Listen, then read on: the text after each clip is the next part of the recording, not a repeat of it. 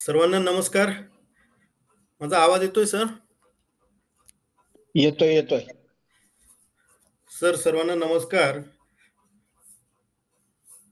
राष्ट्रीय शैक्षणिक धोरण 2020 च्या अंमलबजावणीच्या अनुषंगाने आपण डिसेंबर 24 पासून प्रश्न तुमचे, उत्तर आमचे ही मुक्त व्यासपीठ उपक्रम सुरू केलेला आहे सर. महाराष्ट्र शासन उच्च व तंत्र शिक्षण विभाग, उच्च शिक्षण संचालनालय आणि तंत्र शिक्षण संचालनालय तसंच सुकाणू समितीतील जे वरिष्ठ तज्ञ सदस्य आहेत, त्या सर्व सदस्यांचा एक मुक्त व्यासपीठ आपण इथे निर्माण केलं आहे. गेल्या 1 ते दीड महिन्यापासून आपण या उपक्रमाला प्रत्येक शनिवारी एकत्र येतो आणि राज्यभरातून प्राचार्य, प्राध्यापक, विद्यार्थी, पालक आणि या विषयाशी संबंधित इतर सर्व मंडळी या उपक्रमाला जॉइन होतात आणि राष्ट्रीय शैक्षणिक धोरण अंमलबजावणी संदर्भात ज्यांना काही प्रश्न आहेत किंवा काही अडचणी त्यांच्या स्तरावरच्या आहेत, त्या प्रश्नांची उकल, त्या प्रश्नांचं निराकरण आपण सुकाणू समितीच्या तज्ञ सदस्यांकडून या माध्यमातून करून घेत असतो. तर आजच्या या आपल्या या उपक्रमाचे आणि सुकाणू समितीतील आपले सदस्य सन्माननीय श्री अनिल राव सर, त्यानंतर मुंबई विद्यापीठाचे माननीय कुलगुरू आर.डी. कुलकर्णी सर, त्याचबरोबर यशवंतराव चव्हाण मुक्त विद्यापीठ नाशिक याचे माननीय प्रकुलगुरू डॉक्टर जोगेंद्र सिंग बिसेन, NMIMS मुंबई या संस्थेचे डॉक्टर माधव वेलिंग, तसेच तंत्र शिक्षण संचालक श्री विनोद मोहितकर सर आणि संचालनातर्फे माननीय संचालकांच्या वतीने मी या कार्यक्रमाला उपस्थित आहे. तसेच इतर काही जे तज्ञ सदस्य आहेत, थोड्याच वेळात आपल्याला ते जॉइन होणार आहेत. तर मी या उपक्रमाचे जे आमचे वरिष्ठ सदस्य आहेत सुकाणू समितीचे, सन्माननीय राव सरांना विनंती करतो, की त्यांनी पुढील 2 मिनिटं आपल्याला इंट्रोडक्टरी रिमार्क द्यावेत आणि मग आपण आपल्या या सत्राला सुरुवात करणार आहोत. राव सर. नमस्कार सगळ्यांना. आवाज येतोय ना सर? येतोय सर, आवाज येतोय. आपण अल्टरनेट सॅटरडे या पद्धतीनं या सेशनला डायरेक्टर हायर एज्युकेशनच्या माध्यमातून संपूर्ण महाराष्ट्राकरता प्रबोधन म्हणून हा विषय चालू केलेला आहे. आपल्यापैकी अनेक जण यापूर्वी देखील या सत्रामध्ये सहभागी झालेला असाल. प्रत्येक सत्रामध्ये एखादा विशेष विषय घेऊन आपण त्याची उकल करत जातो आणि त्या प्रश्नांवरची उत्तर आपण शोधत जातो. हे करत असताना अपेक्षा अशीच आहे किंवा या ॲक्टिव्हिटीचं जे बेसिक उद्दिष्ट आहे ते असंच आहे की आपल्याला NEP 2020 अंतर्गत राज्य शासनाने सुकाणू समितीच्या मार्गदर्शनाअंतर्गत जे काही आतापर्यंत वेगवेगळे GR रिलीज केलेले आहेत. मागच्या एका सत्रामध्ये मी सुरुवातीलाच हे म्हटलं होतं, 20 एप्रिल 2023चा GR अंडर ग्रॅज्युएट कोर्सेसच्या क्रेडिट फ्रेमवर्कचा, 16 मे 2023चा GR पोस्ट ग्रॅज्युएट डिग्रीच्या क्रेडिट फ्रेमवर्कचा, 4 जुलै 2023चा इंजिनिअरिंग कॉलेजेस करताचा क्रेडिट फ्रेमवर्कचा GR आणि त्यानंतर एक सुधारित ऑप्शन जो मिळालेला आहे तो 13 मार्च 2024च्या GR नुसार आहे. या 4 GRच्या अनुषंगाने त्या चौकटीमध्ये आपल्याला जे वेगवेगळे प्रश्न असतील ते आपण सोडवतो किंवा त्याची उत्तरं देण्याचा आणि सगळ्या स्टेक होल्डर्सच्या मनातला संभ्रम मोकळा करण्याचा, दूर करण्याचा आपला प्रयत्न आहे. गेल्या 15-20 दिवसामध्ये वेगवेगळ्या निमित्तानं व्यक्तिशः मी पण प्रवास केले. त्यात मराठवाड्यामध्ये मी लातूरला गेलो होतो, परवा नागपूरला गेलो होतो. विविध स्टेक होल्डरशी माझं बोलणं होत आहे. त्यामध्ये प्रामुख्याने विद्यार्थी आणि प्राध्यापक यांच्याशी तर बोलणं होतच आहे, परंतु आपण काही मांडणी केल्यानंतर असं लक्षात येतं की प्रामुख्याने विद्यार्थी आणि पालक यांच्यापर्यंत अजून NEPचं मूळ स्ट्रक्चर, मूळ उद्दिष्ट पाहिजे त्या प्रमाणात पोहोचलेले नाही. आणि त्या दृष्टीनं राज्य शासनाच्या उच्चतंत्र शिक्षण विभागाच्या वतीने स्कूल कनेक्ट 2.0 म्हणजे हा दुसरा, मागल्या वर्षी आपण केला होता तसं स्कूल कनेक्ट आपण करतो आहे. प्रारंभीच्या या ओपनिंग रिमार्क्समध्ये मला असं म्हणायचं आहे की स्कूल कनेक्ट प्रमाणेच आता सिनियर कॉलेजचे प्राध्यापक, प्राचार्य यांनी कॉलेज कनेक्टमध्येच आपण स्टुडंट कनेक्ट असं म्हणूया, विद्यार्थ्यांपर्यंत हे विषय पोहोचवण्याची गरज आहे. विशेषत्वाने फर्स्ट इयरला जी मुलं आहेत आता ह्या वर्षी शैक्षणिक वर्ष 24-25 मध्ये ते सर्व ॲफिलिएटेड कॉलेजेस 11 पब्लिक युनिव्हर्सिटीज मधले जे आहेत ते या क्रेडिट फ्रेमवर्कमध्ये आहेत. आणि त्यामुळे त्या विद्यार्थ्यांचे प्रश्न समजावून घेणे क्रमांक 1, त्यांना नीट उत्तरं आपल्याला देता आली पाहिजे, त्यांच्या मनातले संभ्रम दूर करता आले पाहिजे क्रमांक 2. आणि त्याबरोबरीनं आता अकॅडमिक इयर 25-26 हे नवीन क्रेडिट फ्रेमवर्क अंतर्गत नवीन सुरू होणार आहे. त्या सुरू होणाऱ्या SYच्या वर्गांकरता, BA BSc BComच्या मुलांकरता आपल्या विद्यापीठानं 20 एप्रिल स्वीकारलंय का 13 मार्च स्वीकारलंय यानुसार मेजर मायनॉर डिस्ट्रीब्युशन या दृष्टीनेही आपल्याला प्रपोगेशन करायला लागेल, विद्यार्थ्यांमध्ये जागरूकता तयार करावी लागेल. त्याच्यामुळे फर्स्ट इयरच्या मुलांना जर येत्या 2 महिन्यामध्ये सर्व कुलगुरूंनी एखादी योजना तयार करून सर्व संलग्नित महाविद्यालयातून काही ओरिएंटेशन फॉर SY येऊ घातलेल्या वर्षाकरता जर केलं तर त्याचं पुढल्या वर्षाकरताचं नियोजन चांगलं होऊ शकेल. आपल्याला चांगल्या पद्धतीनं महाराष्ट्रामध्ये NEP लागू करायची आहे आणि त्या दृष्टीने आपले सगळ्यांचे मिळून हे प्रयत्न आहेत.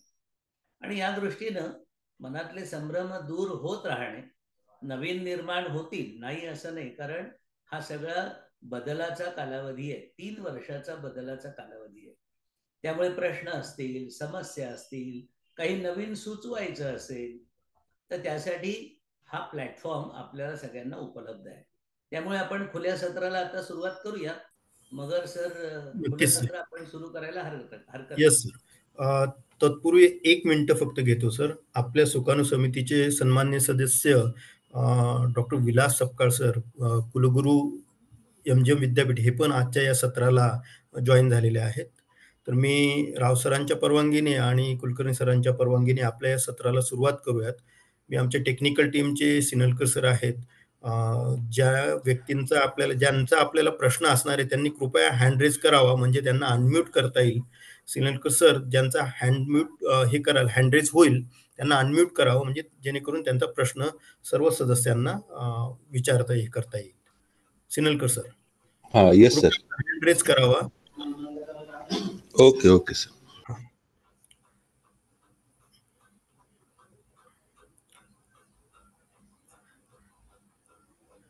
जे सर्व सहभागी आहेत, प्राध्यापक आहेत, प्राचार्य आहेत, विद्यार्थी आहेत, पालक आहेत, त्यांच्यापैकी ज्यांना कोणाला या संदर्भात प्रश्न विचारायचे असतील, चर्चा करायची असेल, तर कृपया त्यांनी आपला हँड रेज करावा, जेणेकरून आमची टेक्निकल टीम त्यांना अनम्यूट करेल आणि मग प्रश्न सर्व समिती सदस्यांसमोर येऊ शकेल.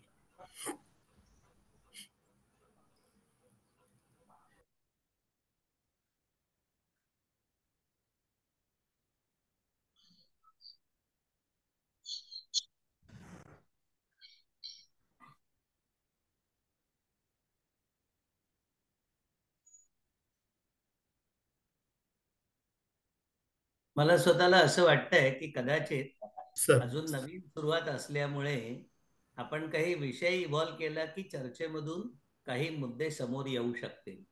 आणि म्हणून आजच्या सत्राला पुढे नेण्यासाठी म्हणून मी मुंबई विद्यापीठाचे कुलगुरू, या सुकाणू समितीचे ज्येष्ठ सदस्य डॉक्टर RD कुलकर्णी यांना अशी विनंती करेन, आणि एक प्रश्नच जणू काही सगळ्यांच्या वतीनं मी आपल्यासमोर ठेवतोय सर, की आपले जे व्हर्टिकल्स आहेत 4, 5 आणि 6 नंबरचे, त्यामध्ये प्रामुख्याने on job training, field projects या संदर्भामध्ये लोकांच्या मनामध्ये संभ्रम असू शकतात. आणि त्या दृष्टीनं मुंबई विद्यापीठ म्हणून आपण काही प्रयोग केले असतील, काही MOU संदर्भामध्ये तुम्ही काही विचार केला असेल, तर ते जरूर एक 5 मिनिटात सगळ्यांसमोर आपण मांडावं. त्यातून काही चर्चा पुढे आपल्याला नेता येईल. Over to R D Kulkarni. Sir, thank you आदरणीय Rao sir, Visen sir, Chandekar sir, Sapkal sir आणि NEP स्टेअरिंग कमिटीचे इतर सदस्य, जे आपल्या कोर, मायनर किंवा स्किल कोर्सेस याच्या पलीकडचे जे व्हर्टिकल्स आहेत हे बऱ्यापैकी नव्याने इंट्रोड्यूस झालेले असल्यामुळे त्यात काही बदल, त्यात इनोव्हेशन्स, काही नवीन आयडिया अशा येणं त्यामध्ये निश्चितच अपेक्षा आहे. त्यामुळे सरांच्या आदेशाप्रमाणे मी त्यामध्ये जे काही मुंबई विद्यापीठाने जे केले ते 5 मिनिटात आपल्याला प्रेझेंट करण्याचा प्रयत्न करतो. इनफॅक्ट म्हणजे आता जस्ट अर्ध्या तासापूर्वीच आम्ही एका इंजिनिअरिंग कॉलेजच्या वर्कशॉप मधून आलोय की तिथं आम्ही जो आपला जो को करिक्युलर ऍक्टिव्हिटीचा जो शेवटचं व्हर्टिकल आहे, तर त्यामध्ये आपण NCC, NSS या प्रकारचे क्रेडिट्स देतो. त्याशिवाय fine arts, visual arts, performing arts याबद्दलचे पण तसे आपण डिझाईन केलेले. त्यामुळे NSS, NCC हा आपल्याला रेग्युलर असल्यामुळे त्याच्या बाबतीतला करिक्युलम डिझाईन आणि इम्प्लिमेंटेशन हे तसं सिम्प्लिफाईड वेनं गेलं. पण याशिवाय काही नवीन गोष्टी आपल्या समोर आल्या. ते म्हणजे महाराष्ट्र सरकारचं तसंच भारत सरकारचं होम डिपार्टमेंट त्यांनी स्वतः काही कोर्सेस डिझाईन केलेले, जे आम्ही आमच्या विद्यापीठाच्या करिक्युलमचा भाग केलाय. म्हणजे त्याचा स्पेसिफिक पार्ट असा आहे की त्यांनी साधारणतः 14 मॉड्यूल युथ साठी डिफाईन केले, जे फर्स्ट इयर सेकंड इयरला घेत आहेत. तर त्यामध्ये मुलांचा प्रिपेअर्डनेस, म्हणजे जेव्हा एखादी इमर्जन्सी सिच्युएशन येते अशा वेळेस जनरली पोलीस किंवा मिलिटरीना पाचारण केलं जातं. पण दोघांचे एक प्राथमिक म्हणणे की त्यांना येईपर्यंत जी काही युथ ऍक्टिव्हिटी सुरू व्हावी आणि इमर्जन्सी कंट्रोलच्या दृष्टीनं फायर फायटिंग असेल समजा, त्या दृष्टीनं एक जागरूकता असावी त्या दृष्टीने त्यांनी ते कोर्सेस डिझाईन केले आणि ते कोर्सेस आता आपण इम्प्लिमेंट केले. तर त्यामुळे मुलांचं एक जबाबदार नागरिकत्व म्हणून तर एक चांगला डिझाईन होता, जो NEPचा एक मला वाटतं मेन ऑब्जेक्टिव्ह आहे आणि त्या दृष्टीनं तो करता येतो.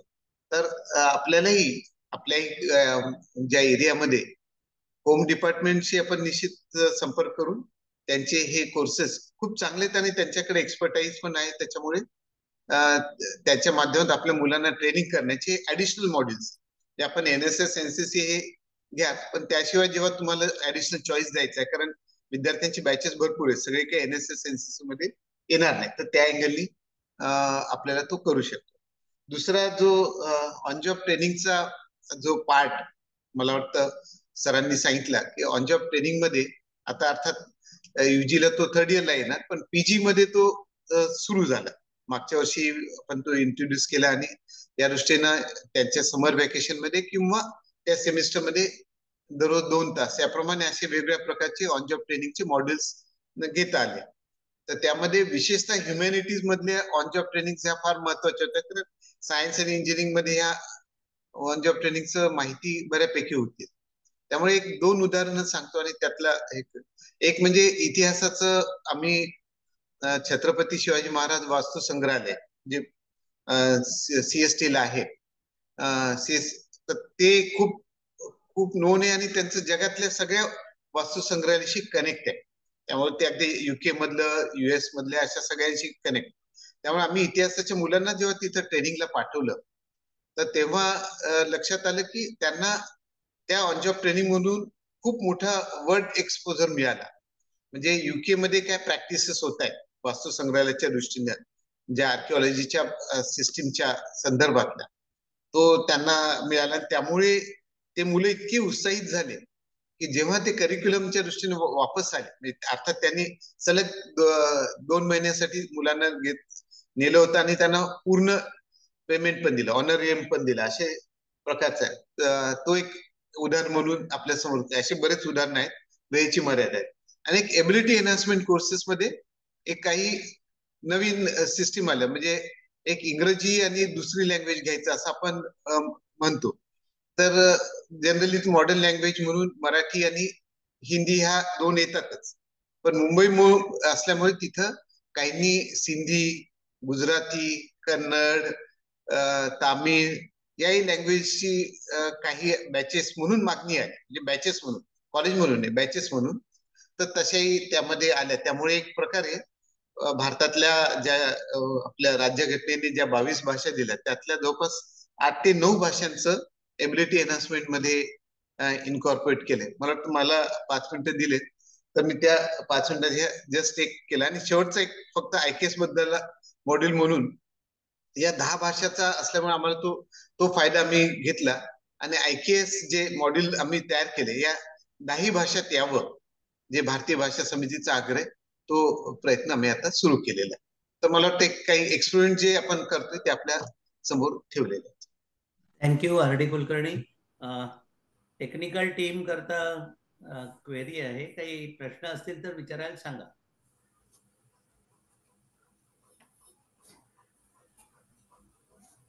पुन्हा सर्वांना विनंती करतो, प्राचार्य, प्राध्यापक किंवा विद्यार्थी असतील, पालक असतील, तर त्यांनी आपले जे काही प्रश्न असतील, तर ते सन्माननीय सदस्यांसमोर मांडावेत, जेणेकरून त्या प्रश्नांचं निराकरण करता येईल. आपला हँड रेज मगर सर करावा. आपण असं करूया, सर हँड रेज केला की आपण इंटरव्ह्यू करायला सांगा टेक्निकल टीमला. आहे तोपर्यंत सांगा. आलेले आहेत. ओके सर गजानन वानखेडे म्हणून आहेत, तर आपला प्रश्न विचारा वानखेडे सर.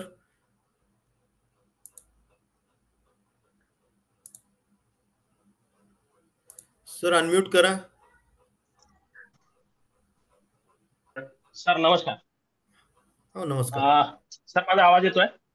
येतोय सर, विचारा सर. मी बळीराम पाटील कला वाणिज्य विज्ञान महाविद्यालय किनवट येथून बोलतो आहे. माझा एक प्रश्न असा आहे सर, स्कूल कनेक्ट 2.0 आम्ही ज्यावेळेस ज्युनियर कॉलेजमध्ये गेलो त्यावेळेस विद्यार्थ्यांकडून आम्हाला असा प्रश्न आला सर की ज्यावेळेस आपण स्थानिय भाषांमध्ये शिक्षण देणार आहे तर आम्हाला स्थानिय भाषांमध्ये रोजगार कसा भेटणार. विद्यार्थ्यांकडून असा प्रश्न आला कारण आम्ही ज्या भागात राहतो त्या भागामध्ये बंजारा, कोलामी आणि गोंडी आणि आंध ह्या भाषा ज्या आहेत त्या स्थानिय भाषा आहेत. तर ह्या स्थानिय भाषांमध्ये जर आम्ही शिक्षण घेतलं तर पुढे कसं आम्हाला रोजगार भेटणार याच्यामध्ये. सर माझा असाच प्रश्न आहे. हॅलो डॉक्टर कुलकर्णी उत्तर देत आहे. हो चालेल, देतो. सर एक मला वाटतं आपलं अनम्यूट करा कृपया. तर सर तुम्ही जो प्रश्न विचारला तो निश्चित मनातल्या शंका म्हणून बरोबर आहे की आम्ही स्थानिक भाषेत शिकलोय तर आम्हाला कसा रोजगार मिळेल. ऍक्च्युली खरं म्हणजे सर्वात महत्वाचं आहे की हे कम्युनिकेशन हे जे माध्यम आहे भाषा म्हणून त्या माध्यमाचाच उपयोग आपण एबिलिटी एनहान्समेंट कोर्स म्हणून तो डिझाईन केलाय. की आपण म्हणजे जर एनईपीच्या फिलॉसॉफीमध्ये जर आपण वाचलं तर एबिलिटी एनहान्समेंट कोर्सचे जे मूळ लँग्वेजचे 2 मॉड्यूल आहेत त्यामध्ये अपेक्षा हीच आहे की मी जे काही शिकतोय ते मला कम्युनिकेट करण्याची एबिलिटी यावी, रायटिंग स्किल्स असावे की त्यामुळे हे एबिलिटी एनहान्समेंट कोर्स मध्ये आपण जर लक्षात ठेवलं तर एक इंग्रजी आपण कंपल्सरी केलेला आहे. त्यामुळे तो कुठल्याही फॅकल्टीचा असला तरी इंग्रजी हा त्याला आहेच. आता प्रामुख्याने आपण आपल्या मातृभाषेत जर शिक्षण घेतलं गेलं तर त्यातून अंडरस्टँडिंग, कन्सेप्च्युअल या सगळ्या गोष्टी खूप चांगल्या वाटतात आणि बेटर वेने ते पुढे येत आहेत. त्यामुळे दोन्हीची सांगड आहे. आपण एकीकडे इंग्रजी मधलं जे काही कम्युनिकेशन स्किल आहे इंडस्ट्रीमध्ये लागतं किंवा वेगळ्या ठिकाणी ते एबिलिटी एनहान्समेंट कोर्स द्वारे 4 मॉड्यूल मध्ये आपण देतोच आहे. आणि प्लस आपण जे काही शिकतोय आपल्या मातृभाषेत शिकल्यामुळे त्याची अंडरस्टँडिंग चांगली होते. त्यामुळे भागाचं त्याचं सांगड आहे. याच्यामध्ये एक मी अजून आर.डी. कुलकर्णींनी सांगितलं त्याला जोडू इच्छितो की स्थानिक भाषांमध्ये शिक्षण म्हणजे खरं म्हणजे शब्द आहे मातृभाषेमध्ये शिक्षण. आता बोली भाषा, स्थानिक भाषा आणि मातृभाषा हा शब्दच्छल आपल्याला भरपूर करता येऊ शकेल, नाही असं नाही. म्हणजे ऐराणी आहे समजा आमच्या खानदेशमध्ये. तर आपण जे शिक्षण मुलांना देणार आहोत त्यामध्ये प्रामुख्यानं त्या मुलाला समजणाऱ्या भाषेमध्ये जर आपली टीचिंग लर्निंग प्रोसेस झाली, अध्ययन अध्यापन प्रक्रिया झाली, तर तो विषय त्या मुलांपर्यंत बरोबर पोहोचेल. मुलांना आपण जे शिकवतो आहोत ते विषय, त्या संकल्पना या नीट समजल्या पाहिजे. आणि त्यासाठी म्हणून मातृभाषेतून शिक्षण असं म्हटलेलं आहे. पण याचा अर्थ बंजारा भाषेमधून शिक्षण, गोंड भाषेतून शिक्षण असं न म्हणताना आर.डी. कुलकर्णी सर म्हटले तसं कम्युनिकेशन अगदी वर्गातलं देखील जे असेल ते अंततोगत्वा मुलांना ते समजणं हे महत्वाचं आहे. हा एक भाग. त्याबरोबर त्यांना इंग्रजी मिळणार आहे, अन्य विषय पण ते शिकणार आहेत. त्याच्यामुळे ते जेव्हा रोजगारामध्ये जातील त्यावेळेला त्यांना ते सगळे विषय, फिजिक्स पासून मॅथमॅटिक्स पासून सगळे विषय बंजारा किंवा गोंड भाषेत शिकणारे असं नाही होणार आहे. त्यामुळे आपण ती क्लॅरिटी त्यांना दिली पाहिजे की अध्ययन अध्यापन प्रक्रियेमध्ये समजण्याकरता वर्गातल्या वातावरणामध्ये मुलांच्या दृष्टिकोनातून आवश्यक ती भाषा वापरली जाईल. उत्तरपत्रिका लिहित असताना मराठी किंवा इंग्रजीमध्ये उत्तरपत्रिका लिहिल्या जातील आणि त्यातून त्याला ते जे ज्ञान मिळालेलं आहे ते ज्ञान तो वेगवेगळ्या कोणत्याही क्षेत्रात वापरू शकेल. आणि शिवाय इंग्रजी तो शिकणार असल्यामुळे त्याला बाहेर देखील कुठेही त्या ज्ञानाचा इंग्रजी भाषेमध्ये वापर करता येऊ शकेल. अल्टिमेटली कम्युनिकेशन स्किल हा महत्वाचा भाग आर.डी. कुलकर्णींनी सांगितलेला आहे. नेक्स्ट. धन्यवाद सर. महेंद्र ठाकरे, अनम्यूट करा आणि आपला प्रश्न विचारा. महेंद्र ठाकरे. सरांच्या परमिशनने मी बोलू का सर? बोला सर. सप्ताह सर बोला. हो, ऍक्च्युली मराठी भाषा संवर्धन पंधरवडा महाराष्ट्र शासनातर्फे आता आयोजित करण्यात आला होता. त्याच्यामध्ये मुंबईला पण एक कार्यक्रम झाला आणि त्यांनी छत्रपती संभाजीनगरला पण कार्यक्रम केला आणि तो MGM विद्यापीठात केला की मराठी भाषा आणि रोजगाराच्या संधी. तर त्यासाठी सर गव्हर्नमेंटकडनं डॉक्टर दत्ता घोलप म्हणून संपादकीय सहाय्यक महाराष्ट्र राज्य मराठी विश्वकोश निर्मिती मंडळाचे व्हायचे आले होते. त्यांनी सांगितल्यानंतर मराठीमध्ये किती रोजगाराच्या संधी आहे एवढं सांगितल्यानंतर म्हणजे कल्पना करू शकत नाही. मग त्यांनी सांगितलं स्क्रिप्ट रायटिंग असेल, कंटेंट रायटिंग असेल, तुमच्या ट्रान्सलेशन असेल, त्यांनी एवढ्या ऍडव्हर्टाइजमेंट असेल, इतक्या त्यांनी एक्झाम्पल सांगितल्या की मराठी भाषा आणि मराठी भाषामधनं घेतलेलं शिक्षण याच्यामुळे रोजगाराच्या संधी डबल तिबल होतात. आणि म्हणून एक हा खूप अत्यंत चांगला कार्यक्रम आहे. आणि त्याचबरोबर जसं आर.डी. सरांनी म्हटलं की स्किल रिलेटेड आता परवाच आमच्याकडे कॉन्फेडरेशन ऑफ इंडियन इंडस्ट्री सोबत इंटरॅक्शन म्हणजे एक अकॅडमी सोबत चर्चा झाली. त्याच्यात त्यांना पाहिजे sir short term course in event management, की ते म्हणतात की स्किल कसं वाढणार, तर इव्हेंट मॅनेजमेंटसाठी मोठ्या प्रमाणावर आपल्याला मॅन पॉवर पाहिजे असतात. त्याचबरोबर त्यांनी सांगितलं की रिलेटेड टू टुरिझम, इथे सर त्यांनी सांगितलं अजंठा एलोराला जे 1 कोटी प्रवासी यायला पाहिजे तर ते फक्त 10 लाखामध्ये येतात. तर त्याच्यासाठी गाईड आणि टुरिझम साठी जे लँग्वेज आहे मग ते मराठीमध्ये पण सांगू शकतात गाईड आणि बाकीच्या लँग्वेज मध्ये पण करू शकतात. आणि अशा पद्धतीचं लँग्वेजचा आपल्याला एक आपल्या शिक्षणामध्ये टुरिझम इन मराठी लँग्वेज जर केलं तर ऑफकोर्स त्याच्यामध्ये खूप मोठ्या प्रमाणावर संधी आहे. Thank you so much. Okay, Mahendra Thackeray आपण प्रश्न विचारा.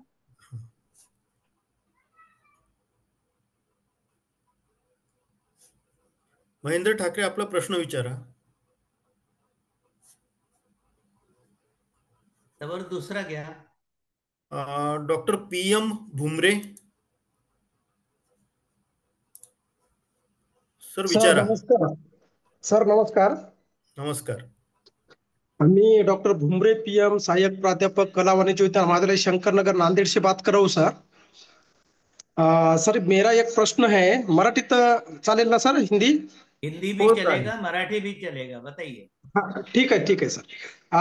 या आता NEP नवीन वर्षाच्या ह्या शैक्षणिक धोरणामध्ये सर पूर्वीची डिग्री जी होती ही 3 वर्षाची होती. आता 3 वर्षाच्या ऐवजी ही 4 वर्षाचा पाठ्यक्रम झाला आहे. आणि ज्या ठिकाणी आता काही महाविद्यालयामध्ये PGचीच व्यवस्था नाही, तर त्या ठिकाणी हा पाठ्यक्रम कशा प्रकारे राबविला जाणार आहे, किंवा ज्या ठिकाणी 3 वर्ष पूर्ण करून एखादा विद्यार्थी पुढच्या ठिकाणी बाहेरच्या दुसऱ्या कॉलेजमध्ये त्यानं 1 वर्ष पूर्ण केलं, म्हणजे 4 वर्षाचा वर्ष पूर्ण केला, तर त्याचं क्रेडिट हे पूर्वीच्या महाविद्यालयाला मिळेल की?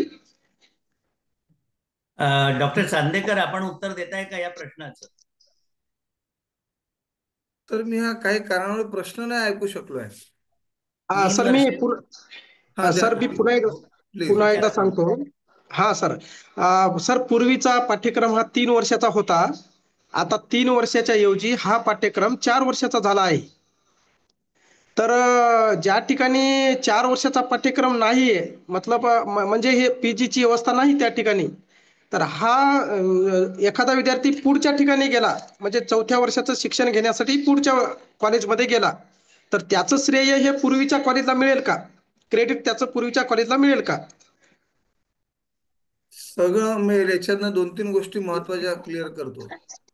तर 3 वर्षाचा आणि 4 वर्षाचा डिग्री कोर्स हा दोन्ही अवेलेबल आपल्याकडे आहे. 4 वर्षाचा पदवी अभ्यासक्रम सुरू करण्याच्या काही अटी आहेत, त्यामुळे काही कॉलेजमध्ये तो आहे आणि काही कॉलेजमध्ये नाही, असं होऊ शकतं. तुमचा प्रश्न असा आहे की जिथे 3 वर्षाचा पदवी अभ्यासक्रम आहे, तिथून त्यांनी 3 वर्षाचा पदवी अभ्यासक्रम केल्यानंतर 4थ्या वर्गात जर त्याला दुसऱ्या कॉलेजमध्ये जायचं असेल, तर इथले क्रेडिट त्याला मिळतील का? आपण अकॅडमिक बँक ऑफ क्रेडिट एवढ्यासाठी सजेस्ट केलेले आहेत. त्याचं युनिक आयडी असतं, आणि तो दुसऱ्या कॉलेजमध्ये जरी गेला, कुठेही गेला, तरी त्याला त्याचे क्रेडिट त्या ठिकाणी मिळतील आणि त्याला 4 वर्षाची डिग्री दुसऱ्या कॉलेजमधून घेता येईल. चांदेकर सरांनी सांगितलं त्याला जोडून असं की 3 वर्षाचा अभ्यासक्रम 4 वर्षाचा कंपल्सरीली झालेला नाही. याचा अर्थ आता 3 वर्षाचा अभ्यासक्रम बंद होणार आहे असं अजिबात नाही. बॅचलर्स डिग्री 3 वर्षाची पण असेल आणि 4 वर्षाची पण असेल, आणि त्यामुळे ज्या विद्यार्थ्याला 3 वर्षाची डिग्री करायची आहे तो करून पुढलं 2 वर्ष वगैरे सगळं तो त्याच्या चॉईसने ठरवेल, आणि ज्याला 4 वर्षाची करायची आहे त्याला ते उपलब्ध असेल. आता अजून एक विषय मुद्दामून इथे खुलासा म्हणून करतो की एखाद्या महाविद्यालयाला आज मितीला त्या विषयाचं पोस्ट ग्रॅज्युएशन नाहीच आहे त्या फॅकल्टीचं, आणि म्हणून 4थं वर्ष करायला त्या मुलाला दुसरीकडे जावं लागतं. त्याचा खुलासा आता चांदेकर सरांनी क्रेडिट कॅरी करणं अकॅडमिक बँक ऑफ क्रेडिटमध्ये म्हणून सांगितलं. आता स्टिअरिंग कमिटी आणि शासन या विषयावर निश्चित एक धोरण ठरवत आहे, कारण आता NEPच्या स्ट्रक्चरमध्ये ऑटोनॉमस कॉलेजमध्ये मागल्या वर्षी आणि ॲफिलिएटेड कॉलेजमध्ये यावर्षी NEP लागू झालेला आहे. मेजॉरिटी ॲफिलिएटेड कॉलेजेसमध्ये PGचा हा प्रश्न येऊ शकतो. मग शैक्षणिक वर्ष 24-25 first year, 25-26 second year, 26-27 third year आहे. म्हणजे 4थं वर्ष NEP अंतर्गतचं अकॅडमिक इयर 27-28ला येणार आहे. तोपर्यंत येत्या वर्षभरामध्ये ज्या ठिकाणी पोस्ट ग्रॅज्युएशन पूर्वी संलग्नीकरण नाही, त्यांना 4थं वर्ष चालू करायचं असेल तर त्याच्या तरतुदी काय असतील मान्यतेच्या, विद्यापीठ कायद्यानुसारच्या, या संदर्भामध्ये स्टिअरिंग कमिटी काही विचार करते, मनन चिंतन करते आहे, आणि शासनाकडे त्या संदर्भातल्या शिफारसी करून ते नॉर्म्स सगळे ठरवले जातील. आणि ज्या ठिकाणी PG ऑलरेडी आहे तिथे हा प्रश्नच उद्भवत नाही. Next please. धन्यवाद सर. तेजस्विनी मुडेकर, अनम्यूट करा आणि आपला प्रश्न विचारा. तेजस्विनी मुडेकर. हॅलो. हा बोला. हा नमस्कार, मी प्राचार्य डॉक्टर तेजस्विनी मुडेकर. नमस्कार मॅडम. ऑटोनॉमस कॉलेज असल्यामुळे आम्ही गेल्या वर्षी NEP 2020 1.0 हे राबवलेलं आहे. मुख्यतः माझा प्रश्न हा CEPच्या संदर्भात होता. गेल्या वर्षी आम्ही CEP जे आहे ते मेजर आमच्याकडे जे विषय आहेत त्यांच्या संदर्भात हा CEP प्रोग्राम जो आहे तो राबवलेला होता. आता या वर्षी पुन्हा आम्ही NEP 2020 2.0 हा राबवलेला आहे. आता या वर्षी फर्स्ट इयरला मेजर आणि मायनर अशा प्रकारचे हे सब्जेक्ट नाही आहे. मग CEP जो आहे तो कशा पद्धतीने राबवायचा, थोडंसं या संदर्भात आम्हाला गायडन्स मिळावं. Doctor R.D. कुलकर्णी आपण बोलताय? हा चालेल sir. Madam, community engagement program हा जो पार्ट आहे, म्हणजे आपण हे करताना उन्नत महाराष्ट्र अभियान आणि उन्नत भारत अभियान याच्या गाईडलाईन्स प्रामुख्याने डोळ्यासमोर ठेवलेल्या होत्या. आणि त्यामुळे हे जे करताना आता जसं तुम्ही आता 1.0 2.0 वापरला तो बरोबर नाही. म्हणजे आम्ही आमच्या सोयीसाठी थोडस आम्ही ते थोडक्यात मी अझ्युम करतो की तुम्ही आता या वर्षीचे जे फर्स्ट येत आहेत M1 M2 मॉडेल स्वीकारले कोर मायनर असं. त्यामुळे त्या विषयातलं कुठलंच कोर असं डिफाईन नसल्यामुळे कशाला CEP घ्यायचा असा हा तुमचा नाही, पण कशा पद्धतीने राबवायचा? गेल्या वर्षी आम्ही मेजर्सशी कनेक्टेड तो केला होता. तर मॅडम त्याचा ऍक्च्युअली बेसिक आयडिया अशी असते की कम्युनिटी एंगेजमेंट प्रोग्राम मध्ये 30 तासाचा म्हणजे 2 क्रेडिट असल्यामुळे 30 तास आणि 15 मिनिटं एक्सपोनेन्शियल कारण तसा एक्सपोनेन्शियल लर्निंगचं मॉडेल आहे. त्यामुळे टोटल 25 तास आहेत त्याच्यात. तर त्यातल्या साधारणतः ज्या ठिकाणी त्यांना पाठवायचंय कम्युनिटी एंगेजमेंट म्हणून, समजा एखाद्या ग्रामीण भागात त्यांना पाठवलंय, बॉटनीचा विद्यार्थी असं गृहीत धरूया, बॉटनी झुलॉजी केमिस्ट्री असं त्यांचा विषय असं धरून घेऊ M1 M2 M3 अँगल. तर तो मुलगा किंवा ती मुलगी त्या गावात जेव्हा जाईल तेव्हा तुमचे जे करंट प्रोफेसर्स आहेत जे शिकवत आहेत त्यांनी या विषयातल्या काही गाईडलाईन त्यांना द्यायच्या म्हणजे प्रायर टू डिपार्ट. आणि समजा त्या ग्रामीण भागात गेले तर बॉटनी म्हणलं बायोडायव्हर्सिटी आली, केमिस्ट्री म्हणलं आलं की वॉटर अनालिसिस पार्ट आला, झुलॉजी म्हणलं तर अॅनिमल बायोडायव्हर्सिटी, असा त्या ग्रामीण भागातला त्यांनी तो अभ्यास तिथं करायचा आहे. त्यामुळे पहिले 30 तासामधले समजा लेट असे की 10 तास तुम्ही इकडे ट्रेनिंग केली, 20 तास त्यांनी तिथं जाऊन काम केलं आणि मग जेव्हा ते वापस येतील तेव्हा 15 तास त्यांनी साधारणतः त्याच्या बाबतीतलं प्रेझेंटेशन करणे, त्याच्या बाबतीतला जे काही व्हायवा असा साधारणतः एक फॉर्मॅट म्हणून मी तुम्हाला सांगितलं की ज्याच्यात क्वेश्चन आन्सरिंग करून. तर याच्यात असा पण एक लॉंग टर्म ऑब्जेक्टिव्ह असा पण आहे, म्हणजे तो इयर टू इयर नाहीये, तो कंटिन्युअस. म्हणजे तुम्ही या दृष्टीने एखादं गाव दत्तक घेतलंय आणि त्या गावात तुम्ही आर्ट्स कॉमर्स सायन्स असतील तर सगळेच विषय येतील, त्यात इकॉनॉमिक्स पण विषय येतो. त्यामुळे त्या म्हणजे इकॉनॉमिक्सच्या विद्यार्थ्यांनी त्यांचं ग्रामपंचायतीचं बजेट बघणं असंही त्याच्यात अंडरस्टँडिंग. आणि यामध्ये तुमच्या फॅकल्टीला ची पण इन्व्हॉल्वमेंट जास्त पाहिजे, कारण यातून जे काही नवीन एरियाज रिसर्चच्या डेव्हलप होत आहे, तुम्हाला डेटा मिळतो. बऱ्याच वेळा आपल्याला लक्षात येतं की आम्ही रिसर्च पेपर लिहिताना जो डेटा असतो तो आम्ही सगळ्या वेस्टर्न सिस्टीमवर बेस करून तो लिहितो. हा ऍक्च्युअली तुम्हाला कम्युनिटी एंगेजमेंट किंवा फील्ड प्रोजेक्ट हे खूप चांगला डोमेन आहे की ज्याच्यात फॅकल्टी आणि विद्यार्थ्यांच्या दोघांच्या सहयोगाने ते खूप चांगला तुम्हाला डेटा बेस डेव्हलप करता येतो. म्हणजे फ्लेम युनिव्हर्सिटी सारख्या एका युनिव्हर्सिटीनं तर देशभरातल्या सगळ्या वेगवेगळ्या गावात पाठवून त्यांचे खूप चांगले मॉड्यूल्स डेव्हलप करून त्याचा एक प्रत्येक वेळेस त्यांचे रिपोर्ट्स तयार केले. हे रिपोर्ट्स कायम पुढच्या बॅचला अभ्यासाला असतील, म्हणजे या बॅचने जे काम केलंय त्या पुढच्या बॅचने त्याच्या आधारावर पुढे न्यावं असं त्याच्यात अपेक्षित आहे. त्यामुळे कम्युनिटी एंगेजमेंट म्हणून एक मी आपल्याला फॉर्मॅट सांगितलंय.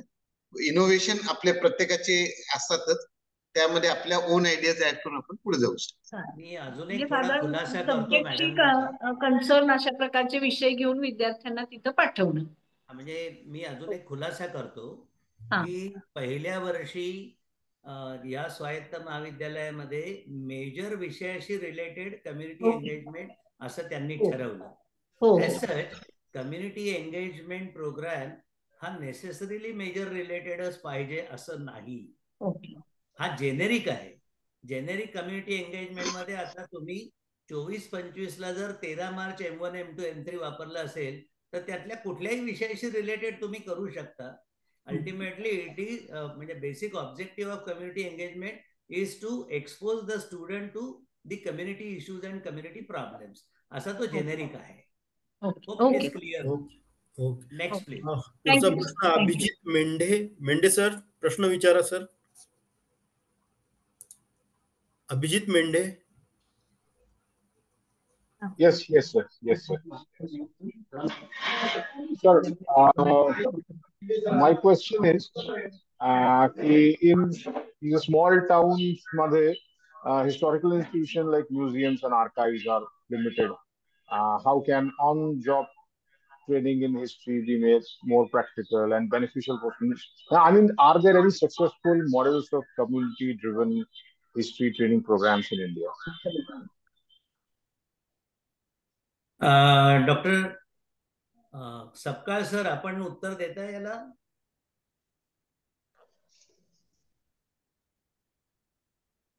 सॉरी सर, मी थोडस एक गेस्ट होते म्हणून त्यांच्याशी डील करतो. तर क्वेश्चन सांगा ना सर, मी बोलतो पटकन. आपण सांगा ना प्लीज. छोट्या गावामध्ये ऑन जॉब ट्रेनिंगचं सस्टेनेबल मॉडेल काही असं असू शकतं का? कारण छोट्या गावामध्ये प्रॉब्लेम भरपूर येतात ऑन जॉब ट्रेनिंग किंवा एक्सपोजर देण्याकरता. असा मेंढे सरांचा प्रश्न आहे. सर ऍक्च्युली अशा वेळेस आपण फक्त त्याचं एक्झिक्युशन करण्याची मॉडेलिटी आपल्याला बघता येते. म्हणजे ऑन जॉब ट्रेनिंग साठी छोट्या गावातनं समजा आपण जवळचं तहसील गाव असेल किंवा रेसिडेन्शियल, म्हणजे आम्हाला तर आनंद होईल की आपण MGM विद्यापीठामध्ये या आणि ऑन जॉब ट्रेनिंग कम्प्लीट करा इन रेसिडेन्शियल मॅनर. म्हणजे तुमचे विद्यार्थी पण आम्ही इथे राहण्याची सोय करू आणि आपल्याकडे स्किल डेव्हलपमेंटचे जसं इनोव्हेशन इन्क्युबेशन आहे आणि ते पण बऱ्यापैकी फ्री ऑफ कॉस्ट, म्हणजे आपल्याला ते वर्कआउट करता येईल. आपल्याकडे सेरिकल्चर आहे, डेअरी आहे, फूड प्रॉडक्ट आहे, खादी आहे, हँडमेड पेपर आहे. तर ज्या काही आणि 3D प्रिंटिंग पासून ड्रोन टेक्नॉलॉजी एकाच ठिकाणी जर विद्यार्थी आले तर आपल्याला आम्ही त्याला integrated school education with higher education असं पण करता येईल. पण त्याच्या व्यतिरिक्त सुद्धा छोट्या गावामध्ये पण आपल्याला आयडेंटिफाय करता येतील areas for skill development and training. Otherwise, teachers can go there and then they can undertake the training. मी थोडं ऍड करतो. सकाळ सरांनी म्हटलं त्याला की एकतर म्हणजे मेंढे सरांची मनामधली ती संकल्पना असेल असं नाही, परंतु नॉर्मली फॉर्मल स्ट्रक्चर मध्ये आपण सगळे शिक्षक मंडळी जे काम करतो, आपल्याला ऑन जॉब ट्रेनिंग असं म्हटल्यानंतर इंडस्ट्रीमध्ये मुलाला पाठवणं असं एक मनामध्ये पहिल्यापासून रुजलेलं असतं. ॲज सच खरं म्हणजे ऑन जॉब ट्रेनिंग असं म्हणल्यानंतर इंडस्ट्री व्यतिरिक्त भरपूर सारे ॲव्हेन्यूज उपलब्ध असू शकतात. उदाहरणार्थ, महाराष्ट्र गव्हर्नमेंट करता हायर अँड टेक्निकल एज्युकेशन डिपार्टमेंटने महाराष्ट्र गव्हर्नमेंटच्या इतर सर्व डिपार्टमेंटला एक स्कीम दिलेली आहे, पत्र पाठवलेलं आहे आणि त्यानुसार काही विद्यापीठात महाविद्यालयांमध्ये हा प्रयोग सुरू झालेला आहे. मी जळगावला आहे, मला माहिती आहे. जळगाव आणि नंदुरबार जिल्हाधिकाऱ्यांनी अगदी ग्रामपंचायत स्तरावर मुलांना ऑन जॉब ट्रेनिंग करता एक्सपोजर द्यायला सुरुवात केलेली आहे. ते करत असताना हिंदीच्या मुलाला काय द्यायचं, राज्यशास्त्राच्या मुलाला काय द्यायचं, अकाउंटन्सीच्या मुलाला काय द्यायचं, बॉटनीच्या मुलाला काय द्यायचं, याचं इमॅजिनेशन आपल्याला कॉलेज लेवलला जरूर भरपूर करावं लागणार आहे. आणि ते जर आपण आउट ऑफ बॉक्स थिंकिंग केलं तर मुलांना ते एक्सपोजर भरपूर मिळणार आहे. RD कुलकर्णी सरांनी आधीच्या प्रश्नामध्ये उन्नत महाराष्ट्र अभियानचा उल्लेख केला. IIT पवईने माझे गाव माझ्या समस्या नावाचाही विषय चालू केलेला आहे आणि मराठवाड्यामध्ये उन्नत महाराष्ट्रामध्ये हे काम भरपूर चालू आहे. अगदी छोट्या छोट्या NGOज असतात, वेगवेगळे ग्रामीण भागातले छोटे ग्रामोद्योग असतात. यामधूनही आपण मुलांना चांगलं एक्सपोजर देऊ शकतो आणि अशा प्रकारचे सस्टेनेबल मॉडेल्स भरपूर सारे आज मितीला उपलब्ध आहेत. आणि अजून पब्लिक युनिव्हर्सिटीमध्ये थोडे कमी आहेत, पण प्रायव्हेट युनिव्हर्सिटीने खेडेगावांमध्ये आणि जे डीम्ड युनिव्हर्सिटीज आहेत त्यांनी देखील अत्यंत रिमोट एरियामध्ये जाऊन या संदर्भातले भरपूर सारे इकोसिस्टीम तयार केलेले आहेत. Okay sir. पुढचा प्रश्न डॉक्टर सुरेश धनावडे. डॉक्टर सुरेश धनावडे.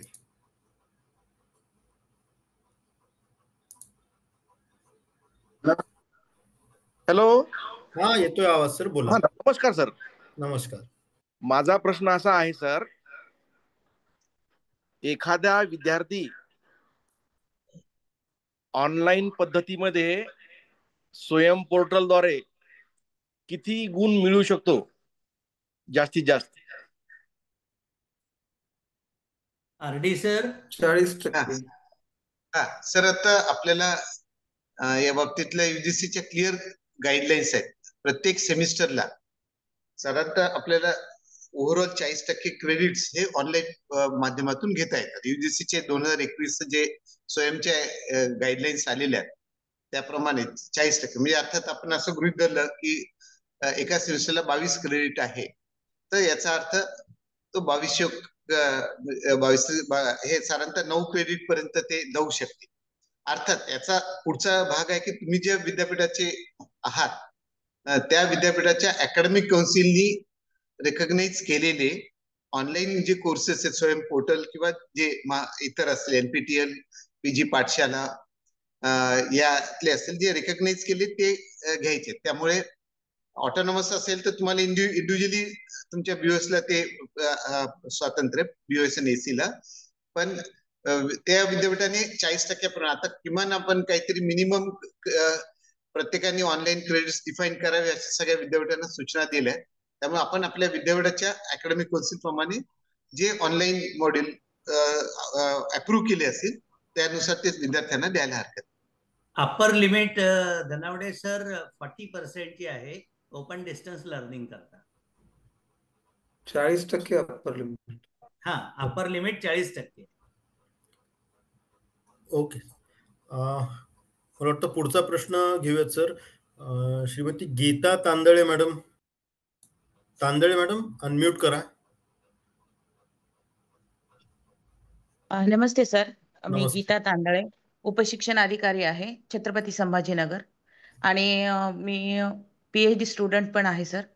माझा प्रश्न डिस्टन्स एज्युकेशन लर्निंगच्या संदर्भामध्ये होता की आता जे दिसतं आपल्याला चित्र की साधारणतः 9वी ते 12वी नंतर मॅक्झिमम विद्यार्थी जे आहेत ते ग्रॅज्युएशन, म्हणजे ज्यांचा नीट किंवा JEE नंबर नाही लागला असे जे विद्यार्थी आहेत ते ग्रॅज्युएशन जे आहेत ते कमी करतात आणि डिस्टन्स लर्निंग मध्ये जरा जास्त त्यांचा इंटरेस्ट दिसतोय, जेणेकरून त्यांना जॉब करून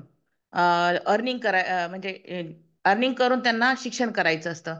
तर अशा विद्यार्थ्यांसाठी आपल्याकडे काय व्यवस्था आहे या संदर्भात जाणून घ्यायचं होतं सर. NEP स्टिअरिंग कमिटीचे मेंबर मुक्त विद्यापीठाचे प्रकुलगुरू डॉक्टर बिसेन जॉईन झालेले आहेत, ते या विषयावर शकतील. नमस्कार मॅडम, आपल्याला त्या ठिकाणी 2 मार्ग त्या ठिकाणी उपलब्ध आहेत.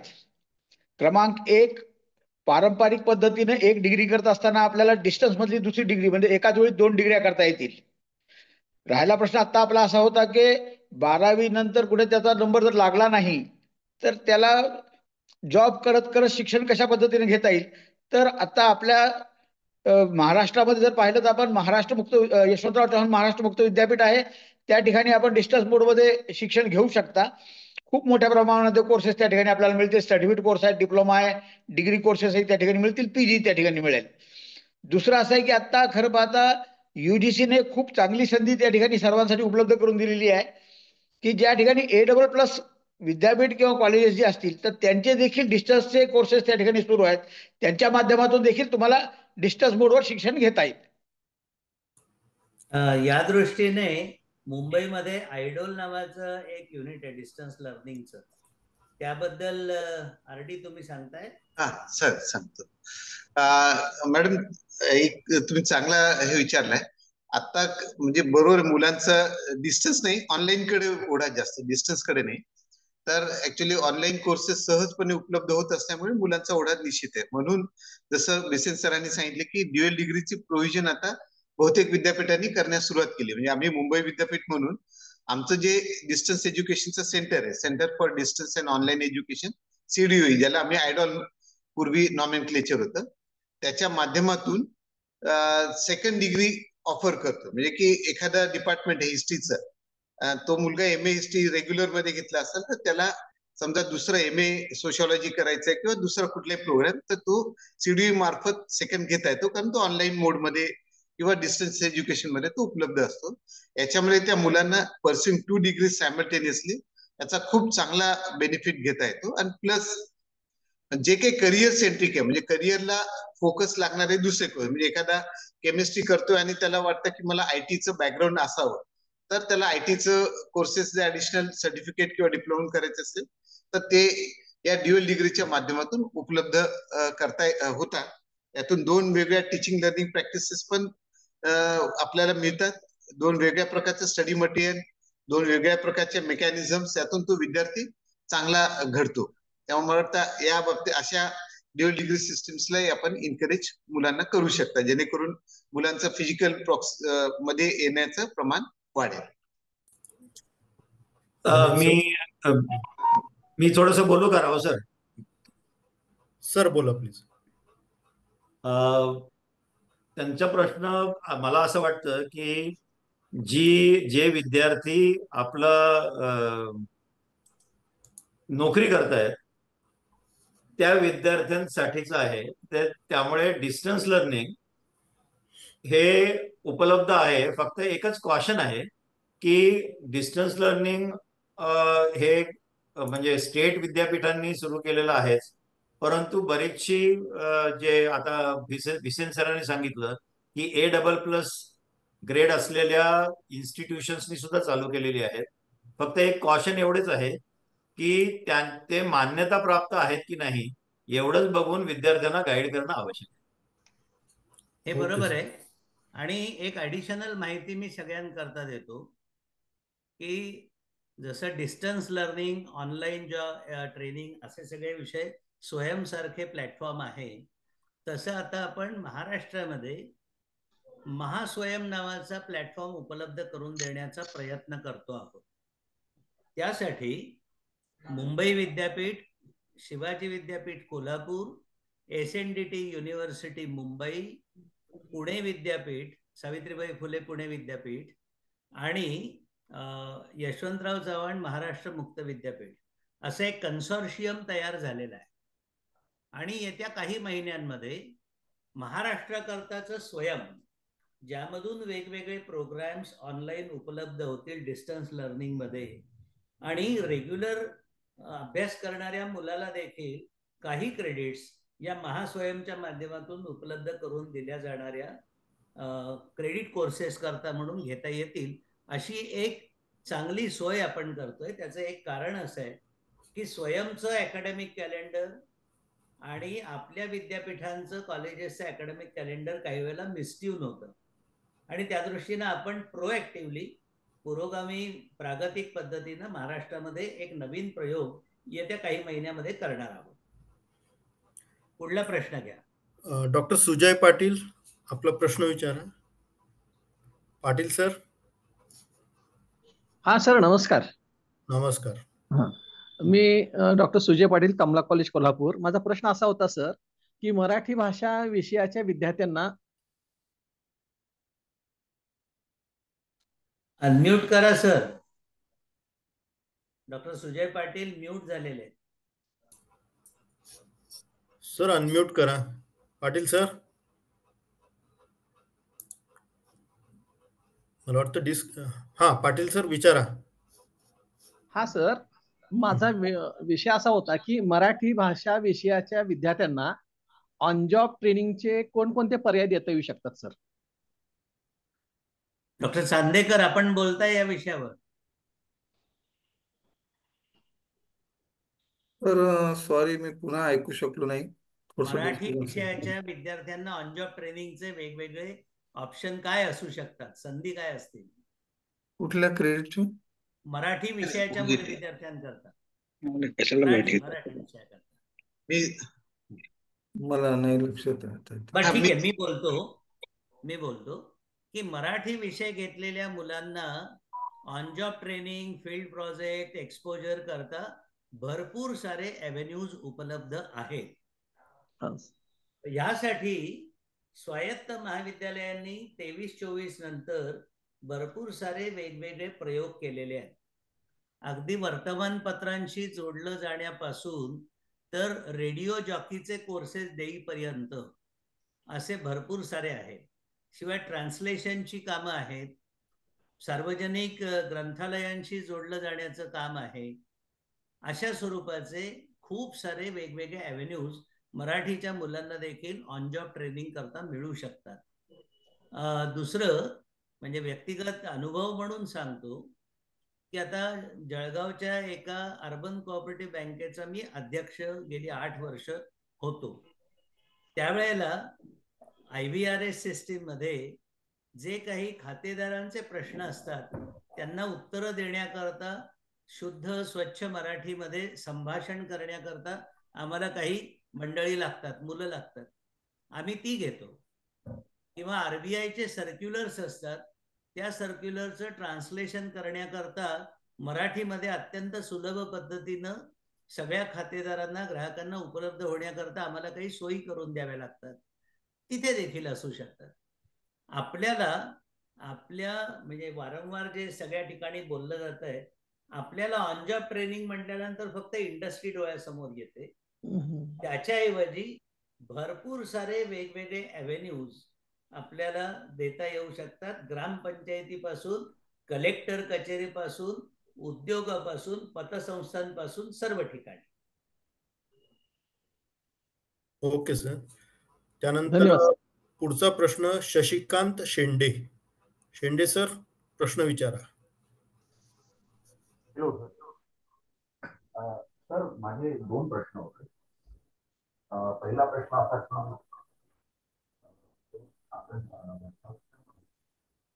तुमचा आवाज तुटतोय सर. शेंडे सर,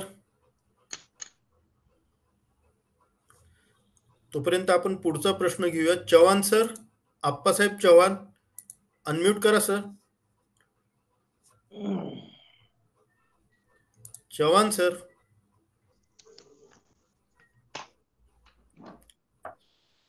सर विचारा,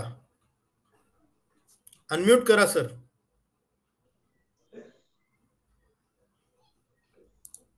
चव्हाण सर, अनम्यूट करा.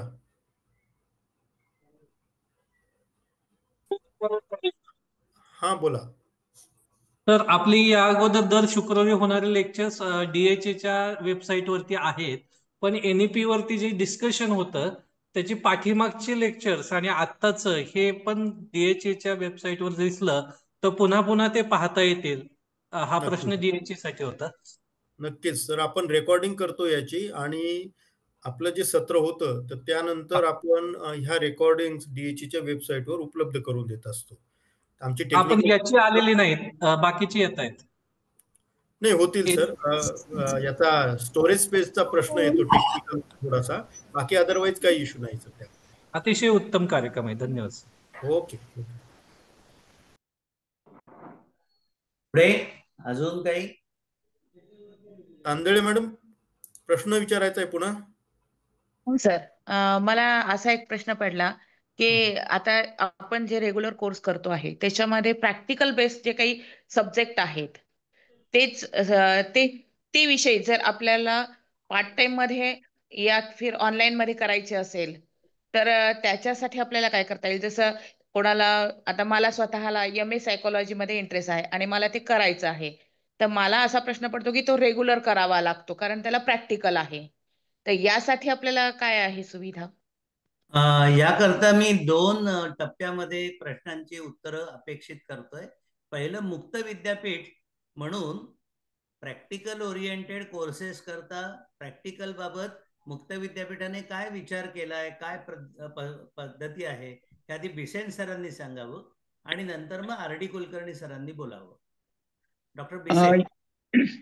तर यामध्ये आपल्याला प्रॅक्टिकलचे जे कोर्सेस आहेत तर त्या कोर्सेसला न्याय देण्यासाठी तशी व्यवस्था आहे, कारण मुक्त विद्यापीठाच्या वतीनं हे आता सायकोलॉजीचा आपण विषय केला तर सायकोलॉजीचा कोर्स आपल्याकडे सुरू झालेला आहे. याला आपल्याकडे आठवड्याला समंत्रणाचे सत्र असतात. तर त्या समंत्रणात ज्या स्टडी सेंटरला आपण प्रवेश घेतलेला आहे त्या स्टडी सेंटरवर समंत्रक नेमलेले असतात. ते समंत्रक त्या ठिकाणी आपल्या प्रॅक्टिकलची आणि प्रश्नांचं समाधान करण्याची व्यवस्था त्या ठिकाणी करतात. तर मुक्त विद्यापीठाच्या मार्फत तशी समंत्रणाच्या माध्यमातून प्रॅक्टिकलची व्यवस्था त्या ठिकाणी होऊ शकते. Doctor RD Kulkarni. आपलं जे CDUE ला आम्ही MA सायकोलॉजी कोर्स बऱ्याच दिवसापासून रन करतोय, तर तेच आणि इतर पण त्याच्यासाठी दर रविवारी त्या स्टडी सेंटर्स जे मुंबई विद्यापीठाचे जेवढे CDUE जेवढे स्टडी सेंटर 7 डिस्ट्रिक्टला स्प्रेड आहे त्या स्टडी सेंटरला रविवारी कोऑर्डिनेटर्स अवेलेबल असतात आणि ते त्या बाबतीत गायडन्स करतात. हा डिस्टन्स एज्युकेशन साठी मॉड्यूल आहे. त्याचं स्टडी मटेरियल आणि त्या बाबतीतलं सगळं लॅबोरेटरी सिस्टम ह्या दोन्ही तिथं केलं जातात. जे प्रोग्राम ऑनलाईन मॉड्यूल मध्ये आलेले आहेत त्या प्रोग्रामच्या ऑनलाईन मॉड्यूल मध्ये ते लॅबोरेटरीचे जे सेशन्स आहेत ते सिम्युलेशन पद्धतीने डिझाईन केले जातात. त्यामुळे त्या लॅबोरेटरीचा तसे इंटरॅक्टिव्ह मॉड्यूल्स आहेत. त्यात पहिले सिम्युलेशन वेनं ते करून दाखवले जातात आणि त्याप्रमाणे आपण ते करायचे असतात. तर दोन्ही पद्धत डिस्टन्स आणि ऑनलाईन दोन्हीसाठी सिस्टम अवेलेबल. थोडा आणखी एक मिनिट आणखी त्यात थोडीशी वाढ करतो मॅडम तांदळे मॅडम. कारण आपल्या मुक्त विद्यापीठामार्फत जे आपण कोर्सेस देतो तर ते अशा स्टडी सेंटरला दिले जातात की ज्या ठिकाणी मूळतः पारंपरिक विद्यापीठाचा कोर्स तो तिथे चालतोय. तर ज्या ठिकाणी आपल्याला सायकोलॉजी करायचं तर ज्या ठिकाणी सायकोलॉजी हा विषय चालतोय म्हणजे त्याची लॅब तिथे उपलब्ध आहे. तर अशा ठिकाणी स्टडी सेंटरवर तो आपल्याला त्या ठिकाणी कोर्स त्या ठिकाणी विद्यापीठाने दिलेला आहे, उपलब्ध करून दिलेला आहे. साधारणतः महाराष्ट्रामध्ये आपल्याला 8 रिजनल सेंटरवर याची माहिती मिळू शकते आणि एकूण स्टडी सेंटरची संख्या ही 1677 स्टडी सेंटर आपली आहेत. तर सर्व सेंटरवर आपल्याला सायकोलॉजी मिळेल अशातला भाग नाही, परंतु आपल्याला आपल्या आपल्या विभागामध्ये ती सोय त्या ठिकाणी उपलब्ध होईल. पुढला घ्या प्रश्न. Doctor Deepak Deshpande sir, unmute करा. यस, केलाय सर. नमस्कार. विचारा. नमस्कार. माझा एक छोटा प्रश्न असा आहे, ग्रामीण भागातल्या कॉलेजला कोविड नंतर विद्यार्थी संख्या प्रचंड कमी व्हायला लागलेली आहे. आता या वर्षी आम्ही जे 3 ओळीचे विषय घेतले त्या 3 विषयांसाठी फक्त 2 विद्यार्थ्यांनी प्रवेश घेतला. शिवाजी विद्यापीठाने देखील विचारणा केली. आम्ही घेतलेल्या 62 विद्यार्थ्यांचा सगळा डेटा शिवाजी विद्यापीठाला पाठवला. आजची परिस्थिती अशी आहे की ग्रामीण भागामध्ये विद्यार्थी मिळत नाहीत. अशा अवस्थेत या छोट्या महाविद्यालयांचं भविष्यातलं भवितव्य काय? मोकळेपणाने याच्यावर मीच बोलतो. दीपक देशपांडेंनी जो प्रश्न विचारलाय तो छोट्या गावातल्या छोट्या महाविद्यालयातल्या कमी संख्या आणि घसरणाऱ्या संख्येचा प्रश्न आहे. आता हा जो प्रश्न आहे याचा मूलतः आपल्याला विचार करायला लागेल. आपल्याला असं मानून अजिबात चालता येणार नाही की NEP चालू झालेली आहे म्हणून ही विद्यार्थी संख्या घटते आहे, असं अजिबात नाही. गेल्या 5 वर्षामध्येच अनेक अभ्यासक्रमांना अनेक महाविद्यालयांमध्ये विद्यार्थ्यांची संख्या कमी व्हायला लागलेली आहे आणि कदाचित ती संख्या कमी होण्याचं कारण जर आपण मोकळेपणाने सगळ्यांनी तपासलं, आपण सगळे शिक्षक, प्राध्यापक, प्राचार्य आहोत, विद्यापीठातले पदाधिकारी आहेत, की विद्यार्थी आपल्या अभ्यासक्रमांना पूर्वी यायचे आता येत नाही. ते न येण्याचं कारण काय? तर कदाचित आपल्या अभ्यासक्रमांची उपयोगिता त्यांना जाणवत नाही. एक, त्यामुळे हे अभ्यासक्रम केल्यावर त्यांना कुठे नोकरीची काही उपलब्धता सहज होईल आणि ते सक्षम झालेले असतील असं वाटत नाही. क्रमांक 2, वर्गातलं टीचिंग लर्निंग प्रोसेस जी आहे ही ज्या पद्धतीनं सध्या चालते ती पाहता मुलांना वर्गात यावंसं वाटत नाही. क्रमांक 3, अपेक्षित कौशल्य त्यांना आपल्या पारंपरिक जुन्या पद्धतीतून मिळत नाही आणि त्यामुळे NEP हे कदाचित त्यावरचं खरं म्हणजे दीर्घकालीन उत्तर असणार आहे. आणि NEP मध्ये जे स्ट्रक्चर्स आपण देतो आहोत, मल्टीडिसिप्लिनरी अप्रोच घेतो आहोत, स्किल कोर्सेस देतो आहोत, स्किल एक्सपोजरला पुस्तकी ज्ञानापेक्षा थोडा भर जास्त देतो आहोत, यामुळे मुलं पुन्हा एकदा आपल्या अभ्यासक्रमांकडे येतील आणि त्या दृष्टीनं सुधारणा होईल. हे दीर्घकालीन त्याच्यावरचं उत्तर आहे. राहिला प्रश्न या ट्रान्झिशन फेज मध्ये OEGEचा जो आपण उल्लेख केला की 2च मुलं त्याला मिळाली, तर ऑब्विसली त्याकरता जी काही 60-62 मुलं एका फॅकल्टीची आपल्याकडे असतील त्यांच्याशी बोलून काउन्सिलिंग करून त्यांना आपण किमान स्वरूपामध्ये 2 किंवा 3 OEGE कोणते देऊ शकतो हा इनोव्हेटिव्ह विचार आपल्याला करायला लागेल. येस सर, धन्यवाद सर. ऍड करू का सर? राव सर बोला. देशपांडे सर, एक अजून प्रयोग राव सरांच्या गायडन्स खालीच MSBT करते ते म्हणजे ते या 25 पासून होईल असं अपेक्षित आहे. MSBT म्हणजे जे पॉलिटेक्निक आणि यांचे नेटवर्क आहे मोठं, आणि त्यांच्याकडे बऱ्यापैकी स्किल कोर्सेसचं खूप चांगल्या डिझाईन्स आहेत, आणि त्यांनी 14 स्किल कोर्सेस डिझाईन केले. आपल्या कॉलेजच्या जवळचं जे नियरेस्ट पॉलिटेक्निक आहे त्यातून ते कोर्सेस आपल्याला उपलब्ध होणार आहेत. त्यामुळे पर्टिक्युलरली आर्ट्स आणि कॉमर्स, म्हणजे जसं सरांनी सांगितले की आपले जे कोर्सेसच्या एम्प्लॉयबिलिटीचे बऱ्यापैकी प्रश्न विचारले जातात, त्यामुळे म्हणजे विद्यार्थी येण्याचं प्रमाण कमी होतं. तर अशा वेळेस त्यांना स्किल एनहान्समेंट कोर्सेस असे जर मिळाले तर ते प्रोग्राम जे काही ग्रॅज्युएशन करता करता ऍडिशनल स्किल्स घेतील आणि त्यांना जॉब ओरिएंटेड अप्रोच त्यातून मिळू शकेल. तर MSBT मला वाटतं या सेमिस्टर पासून ते सुरू होणार. त्याच्यामध्ये भरपूर सारे कोर्सेस MSBT प्रमाणे MKCL आहे, BAPS आहेत, वेगवेगळे सर्व्हिस प्रोव्हायडर्स आहेत. ते ती विद्यापीठ त्याची मान्यता द्यायची किंवा नाही द्यायची याचा विचार करून ते अभ्यासक्रम उपलब्ध करून देत आहेत. Next please. Patel sir, Shahadevan Patel sir, प्रश्न विचारा. नमस्कार सर. 4 इयर मल्टीडिसिप्लिनरी प्रोग्राम मध्ये आपण जसं फर्स्ट इयरला मल्टिपल एक्झिट किंवा एंट्री अशी आपण अपेक्षित करतो आता. तर पहिल्या वर्षामध्ये 2 सेमिस्टर नंतर 40 किंवा 44 क्रेडिट घेतल्यानंतर विद्यार्थी जर ऑप्ट करत असेल बाहेर जाण्यासाठी, तर त्याला आता प्रोसिजर काय असेल? कारण विद्यार्थी काय आमच्याकडे चौकशी करतायत, तर त्याच्यासाठी सर्टिफिकेट देणं, कुठल्या विषयात सर्टिफिकेट देणं वगैरे अशी काही आपले प्रावधान झाले का विद्यापीठांमार्फत किंवा समितीमार्फत? या संदर्भामध्ये चांदेकर सर आपण सांगू शकताय का? सर, फर्स्ट इयरला तर मल्टी एंट्री मल्टी एक्झिटचा विषय नाही आहे. नंबर 1, फर्स्ट इयर पूर्ण केल्यानंतर आणि मल्टी एंट्री मल्टी एक्झिट फक्त इव्हन सेमिस्टरलाच आहे, म्हणजे 2ऱ्या 4थ्या 6व्या आणि 7व्या, म्हणजे 6व्या आणि 8व्या जे असेल ते. तर त्यावेळेस त्याला फक्त एक्झिटही होता येतं आणि कुठे एंटर पण होता येतं, मधल्या याच्यात कोणालाही होता येत नाही.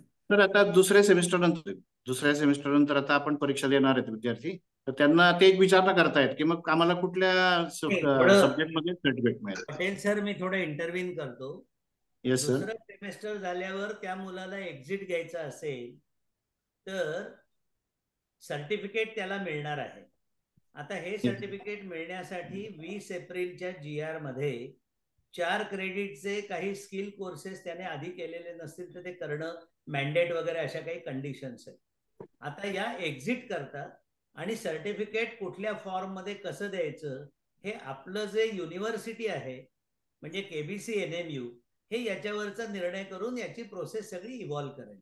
त्याच्यामुळे तुम्हाला KBC NMU बरोबर संपर्क या संदर्भात करायला लागेल. Okay sir, thank you sir. त्यानंतर डॉक्टर संजय हैबतपुरे. सर नमस्कार सर. नमस्कार, विचारा सर, प्रश्न विचारा. सर, आता अलीकडे distance mode of education, Yashwantrao Chavan open university सारखे युनिव्हर्सिटीज असल्यामुळं जे डिग्रीसाठी BA साठी विद्यार्थी येतात, रेग्युलर विद्यार्थी संख्या खूप कमी होत आहे सर. आणि नॅशनल एज्युकेशन पॉलिसीमध्ये जॉबची काही तरतूद काय आहे का, त्या संदर्भात थोडं मार्गदर्शन करावे सर. त्याच्यामध्ये चांदेकर बोला आपण. मुक्त विद्यापीठामध्ये विद्यार्थ्यांची संख्या जास्त चालली आणि आपल्याकडची कमी होत्या, तर ते 2 रेषेचं उदाहरण होतं ना. आता आपल्याला आपली रेषा वाढवावी लागेल, कारण ते आपल्याकडनं तिकडे चालले. म्हणजे मध्ये रावसर म्हणाले तसं थोडीशी आपल्या शिक्षण पद्धतीमध्ये उदासीनता बद्दल आहे का, हा एक विषय आहे. आणि आता नवीन एज्युकेशन पॉलिसीमध्ये आपण इनडायरेक्टली जितके कौशल्य आधारित सगळे अभ्यासक्रम तयार केलेले आहेत, त्यामुळे ते जर नीट राबवले तर आपल्याकडे संख्या वाढेल. म्हणजे तुम्हाला जी चिंता आहे की तिकडे चालले आणि आपल्याकडे येत नाही, तर ती चिंता दूर नक्की होऊ शकेल. RD कुलकर्णी. हा सर, ऍक्च्युली खरं म्हणजे आमचा जो विद्यापीठातला मुंबई विद्यापीठाचा जो अनुभव आहे उलटा आलाय. जसं NEPच्या इम्प्लिमेंटेशनमुळे इनफॅक्ट मागच्या वर्षीच्या तुलनेत या वर्षीचे ऍडमिशन्स मॉड्यूल वाढलेत आणि विद्यार्थ्यांचा ओढा आता परत हळूहळू तो वाढायला लागलाय. कारण तुम्ही ज्या तऱ्हेने कॉम्बिनेशन देताय, बास्केट्स ज्या तऱ्हेने ओपन इलेक्टिव्हचे असतील किंवा स्किल एनहान्समेंट कोर्सेसचे असतील, व्हॅल्यू एज्युकेशनचे असतील, ह्या आणि को करिक्युलर ऍक्टिव्हिटी या बास्केट्समुळं विद्यार्थ्यांचं एंगेज लर्निंग वाढतंय, म्हणजे त्यांची इन्व्हॉल्वमेंट वाढते. फक्त याच्यामध्ये सर आपल्याला इंडिव्हिज्युअल कॉलेज म्हणून काही चांगले इनोव्हेटिव्ह अप्रोच घ्यावे लागतील. तर मला वाटतं त्या दृष्टीने मुलांचा जो जसं सरांनी एक असाच सिमिलर प्रश्न आला जो दुसऱ्या त्यावेळेस राव सरांनी त्यावेळेस एका मुद्द्यावर आपलं लक्ष वेधलं होतं की जे टीचिंग लर्निंग हे अजूनही एंगेजिंग नाही आपलं, ते एंगेजिंग केलं पाहिजे. म्हणजे ओपन इलेक्टिव्हचा एक प्रयोग मला वाटतं मी मागच्या एकाच्या टाकला, तो 1-2 मिनिटात सांगतो की ओपन इलेक्टिव्ह हा कसा वेगळ्या विषयाचा विषय सब्जेक्ट असतो. म्हणजे मी सायन्स असेल तर ह्युमॅनिटीज घेतो, तर अशा वेळेस ते एंगेजिंग करण्याच्या दृष्टीनं त्या पर्टिक्युलर कॉलेजने ओपन इलेक्टिव्हचा मेला म्हणून कन्सेप्ट मांडली. तो मुलगा त्या आठवड्यात किंवा महिन्याभरात जे शिकतो तो प्रेझेंट करतो आणि हे प्रेझेंट तो साधारणतः लोअर लेवलच्या विद्यार्थ्यांसमोर प्रेझेंट करतो. म्हणजे ज्युनियर कॉलेज नेशिप फर्स्ट इयर असेल तर ज्युनियर कॉलेज, तर त्यामध्ये तो प्रेझेंट करतो. त्यातून त्याचा अनुभव वाढतो, एक एंगेजिंग होतं, एक प्रकारचं वेगळं असेसमेंट होतं. तर मला वाटतं आपल्याला वेगळ्या प्रकारच्या टीचिंग खूप फ्लेक्झिबिलिटी जी मॉडेल दिली आहे एनईपी, हे सगळं आपण वापरलं पाहिजे. ट्रेडिशनल माइंडसेटने न जाता एनईपीनं जे दिलेलं फ्रीडम आहे ते फ्रीडम आपण जर एक्सरसाइज केलं तर मुलांचा ओढा मोठ्या प्रमाणात वाढेल असा अनुभव आहे. कारण आमचे जवळपास साधारणतः 20 ते 22% ती संख्या मागच्या वर्षीच्या तुलनेत या वर्षीच्या ऍडमिशन मध्ये वाढली हे असं आम्हाला दिसून आले. पुढला प्रश्न घ्या. डॉक्टर दुष्यंत कटरे सर, विचारा. सर नमस्कार. नमस्कार. आता देशपांडे सरांनी जे म्हणजे छोट्या कॉलेज विषयी बोललो त्यालाच धरून पुढे बोलतो सर मी. ग्रामीण भागातले सिंगल फॅकल्टी जे आहेत, सरांनी जो देशपांडे सरांनी मुद्दा मांडला, हे जर आपल्यावर क्लस्टर झालं तर हे प्रश्न सुटतील का सर? आणि हे क्लस्टर किती दिवसापर्यंत म्हणजे आपल्याकडे लागू होईल? सर देऊ उत्तर याचं? येस, द्या ना प्लीज. हा सर, क्लस्टर म्हणजे खरं म्हणजे मी तुमचं मनापासून अभिनंदन करतो. तुम्ही स्वतः प्रश्नामध्येच उत्तर दिलंय, त्याबद्दल तुमचं खरंच अभिनंदन. आणि क्लस्टर ही काही सर दोन्ही म्हणजे क्लस्टर GR थ्रूच केलं पाहिजे असं काही नाही. इन्फॉर्मल क्लस्टर्स पण बऱ्याच जणांनी केलेत. म्हणजे एक माटुंग्याचं मी एक एक्झाम्पल देतो, तसं तुम्हाला एक करता येईल. म्हणजे की माटुंग्यात 3 कॉलेजेस आहेत, 2 इंजिनिअरिंग कॉलेज आणि एक सायन्स आर्ट्स कॉमर्स आहे. तिघांनी इन्फॉर्मली एकत्र आले आणि जो आर्ट्स कॉमर्स सायन्सेसच्या कॉलेजनी इंजिनिअरिंगच्या मुलांना इकॉनॉमिक्स शिकवलं आणि इंजिनिअरिंग कॉलेजच्या फॅकल्टीनी त्या आर्ट्स कॉमर्स सायन्सेसच्या विद्यार्थ्यांना AIML सारखे कोर्सेस शिकवले. एक इन्फॉर्मल वे, म्हणजे ज्याच्यात अर्थात तुम्हाला यात डायलॉग पाहिजे, दोन्ही कॉलेजेस मधलं कोलॅबोरेशन करायचंय, फॉर्मल वेने त्याची जी फी शेअरिंग मेकॅनिझम आहे ती वर्कआउट करायची. त्यामुळे तुम्ही तुमच्या आसपासचे जे वेगळे कॉलेज, तुम्ही सिंगल फॅकल्टी बद्दल उल्लेख केला, तर दुसरं फॅकल्टीचं जे कॉलेज त्या परिघात असेल, एक साधारणतः 20-25 किलोमीटरच्या परिघामध्ये असेल, अशा कॉलेज सोबत डायलॉग करून ही विन विन सिच्युएशन आहे. कारण तुमच्या मुलाला जेव्हा समजा तुमचं सिंगल फॅकल्टी लेटस सायन्स असं मी गृहीत धरतो, तर दुसरं फॅकल्टी कॉमर्सची आहे, तर कॉमर्सचं ओपन इलेक्टिव्ह घेतलं, तर कॉमर्सची लायब्ररी तुमच्याकडे नाहीये. ते जर बाजूचं कॉमर्स कॉलेज असेल तर त्यांची लायब्ररी पण तुम्हाला वापरायला आता UGCची गाईडलाईन परमिट करते. शेअरिंग ऑफ रिसोर्सेस बद्दल UGCने क्लिअर गाईडलाईन दिल्या. तर इनफॉर्मल वेने सुद्धा तुम्ही करू शकता, ज्याच्यासाठी कुठलीही हे परवानगी वगैरे लागत नाही. इन्फॉर्मल पण तुमचं कोलॅबोरेशन पाहिजे, जेणेकरून ते विद्यार्थ्यांचे ना सहसुलभ होईल, टाइम टेबलचा ओव्हरलॅप होणार नाही, फॅकल्टीनी एकमेकाकडे जाणं, त्या दृष्टीने फॅकल्टीचं एक्सचेंज होणं, विद्यार्थ्यांचं एक्सचेंज होणं, हे पण आपल्याला अगदी त्या 2 कॉलेजेसमध्ये सहज सुलभतेने करता येते. तुम्हाला MOU करून त्यातलं मेकॅनिझम डेव्हलप करता. मी एक वाक्य ऍड करतो. कटारे सरांनी विचारलं त्याला. प्रामुख्याने ग्रामीण भागामध्ये बहुतांश ठिकाणी सिंगल फॅकल्टी कॉलेजेस जुने आर्ट्सचे कॉलेजेस आहेत. येस सर, कला महाविद्यालय आणि आमचंही तेच आहे. त्यांना OEGE करता कॉमर्स आणि सायन्स कुठेतरी मुलांना कुठे द्यायचा हा नेहमी प्रश्न येतोय. आता ते RD कुलकर्णी म्हटले तसं आपल्या आजूबाजूच्या कॉलेजेसमध्ये जिथे कॉमर्स आहे तिथे तातडीनं ते जोडलं जाणं आणि त्या व्यवस्था करून देणं. आता त्या व्यवस्था दोन प्रकारच्या आहेत. एक म्हणजे आपल्या मुलांना त्या कॅम्पसमध्ये पाठवणं किंवा MOU करून त्या कॉलेजच्या प्राध्यापकांना आपल्याकडे तो विषय शिकवायला बोलवणं. असं केलं तर ते जरूर होईल. आणि कदाचित तुमच्या आधी जसं हैबतपुरेंनी विचारलं, डॉक्टर देशपांडेंनी विचारलं की ट्रॅडिशनल पद्धतीनं चाललेल्या कॉलेजमध्ये मुलं विशेषत्वाने आर्ट्सला कमी होत चाललेली आहेत. याचं मूळ कारणच दुष्यंत सर आपली सगळी अभ्यासक्रमांची म्हणजे कमजोर अभ्यासक्रम, एंगेजिंग एन्व्हायरमेंट वर्गामध्ये नसणं, मुलांना काही याच्यातून मिळतंय हे न वाटणं असं आहे. आणि म्हणूनच आपल्याला NEP हे त्याच्यावरचं दीर्घकालीन खरं उत्तर आहे.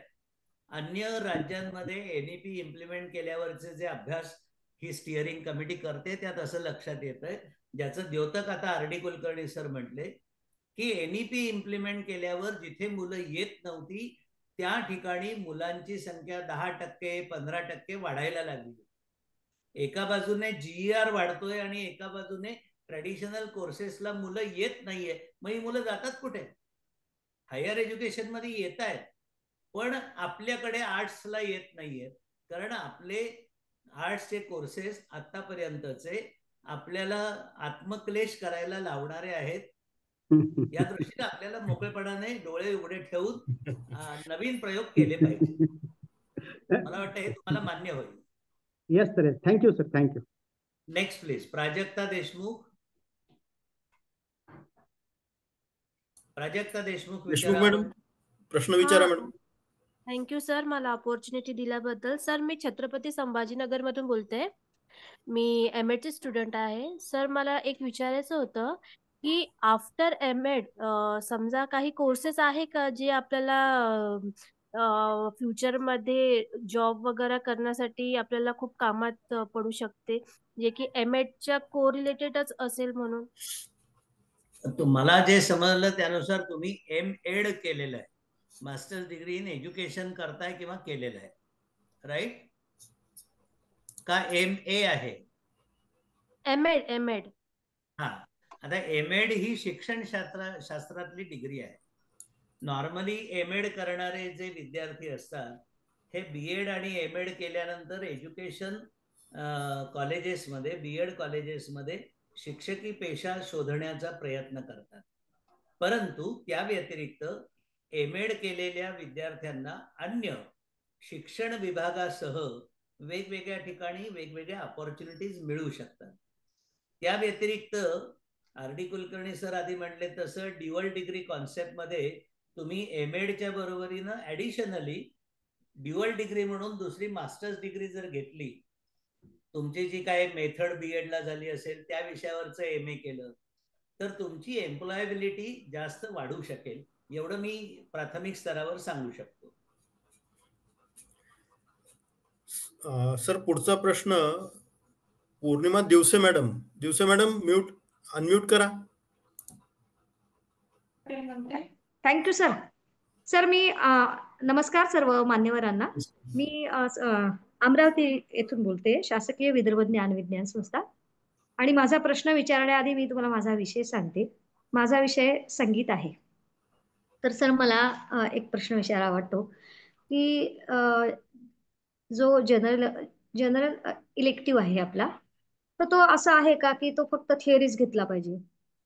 कारण माझा जो अनुभव आहे तो पण मी इथे शेअर करावा असं मला वाटतं, म्हणजे जेणेकरून मला तुमचं पण उत्तर मिळेल.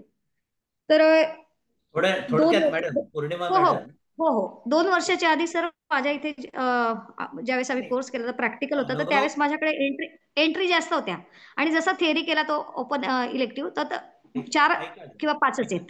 थोडं ऐका. OEGE हा 3ऱ्या व्हर्टिकल मध्ये, ओपन इलेक्टिव्ह, जनरल इलेक्टिव्ह मध्ये कॉमर्स, सायन्स आणि आर्ट्सची मुलं कॉमर्स सायन्सची विशेष करून जेव्हा तुमचा संगीताचा कोर्स घेतील, तो कोर्स घेतल्यानंतर त्या कोर्सचं जे स्ट्रक्चर आहे ते स्वायत्त महाविद्यालय असेल तर तुम्ही तुमचं बनवू शकाल, किंवा ज्या स्वायत्त महाविद्यालयाचे विद्यार्थी MOU करून तुमच्याकडे हा कोर्स करतील तुमच्या कॉलेजमध्ये, ते तुम्ही ठरवू शकाल. पण प्रामुख्याने संगीत, नाटक, नृत्य अशा कला विषयक जर कोर्सेस बनवले तर त्या कोर्सेसला निव्वळ थिअरी शिकवून चालणार नाही. त्याला थिअरी आणि प्रॅक्टिकल हे जास्त लागेल, आणि त्याचं तारतम्य आणि त्याबद्दलचा निर्णय हा तुम्हाला तुमचं जे कन्सर्न विद्यापीठ आहे त्या विद्यापीठाच्या board of studies faculty academic council मधून करून घेतला पाहिजे. म्हणजे जर संगीत हा विषय रियाजाशिवाय आणि प्रॅक्टिकल शिवाय शिकवला जाणार असेल तर चिवी जोशींच्या पुस्तकात स्विमिंग हे वाचून शिकायचं असं म्हणतात, पाण्यामध्ये ढकलून शिकायचं नाही असं होईल. मला वाटतं याकरता तुम्हाला विद्यापीठाशी संवाद संपर्क करायला पाहिजे, तिथे पॉझिटिव्ह इंटरव्हेन्शन करायला पाहिजे, ॲग्रेसिव्हली सांगायला पाहिजे की संगीत या विषयामध्ये जे काही समजा 4 क्रेडिटचं डिस्ट्रीब्युशन असेल ते कदाचित 1 थिअरी आणि 3 प्रॅक्टिकल असं असू शकेल. आणि मला असं वाटतं की विद्यापीठाला तो अकॅडमिक काउन्सिलला पूर्णतः स्वायत्तता आहे, तो अधिकार आहे. कुलगुरू या नात्याने RD कुलकर्णी आपण हे सपोर्ट करताय का? हो, अगदी निश्चित. प्रॅक्टिकल परफॉर्मिंग जे आर्ट्स आहेत, म्युझिक, लोककला, थिएटर आर्ट्स, हे सगळ्या प्रामुख्याने प्रॅक्टिकल बेस आहेत. त्यामुळे त्याचे कोर्स त्याचप्रमाणे डिझाईन असले पाहिजे. पुढला घ्या. Jadhav sir, doctor Datta Jadhav sir, प्रश्न विचारा. मी प्राध्यापक DB जाधव बोलतो सर, धारू रोल. सर ते विधी शिक्षणाचं डिस्टन्स मध्ये काही आहे का सर, LLB किंवा LLM सर?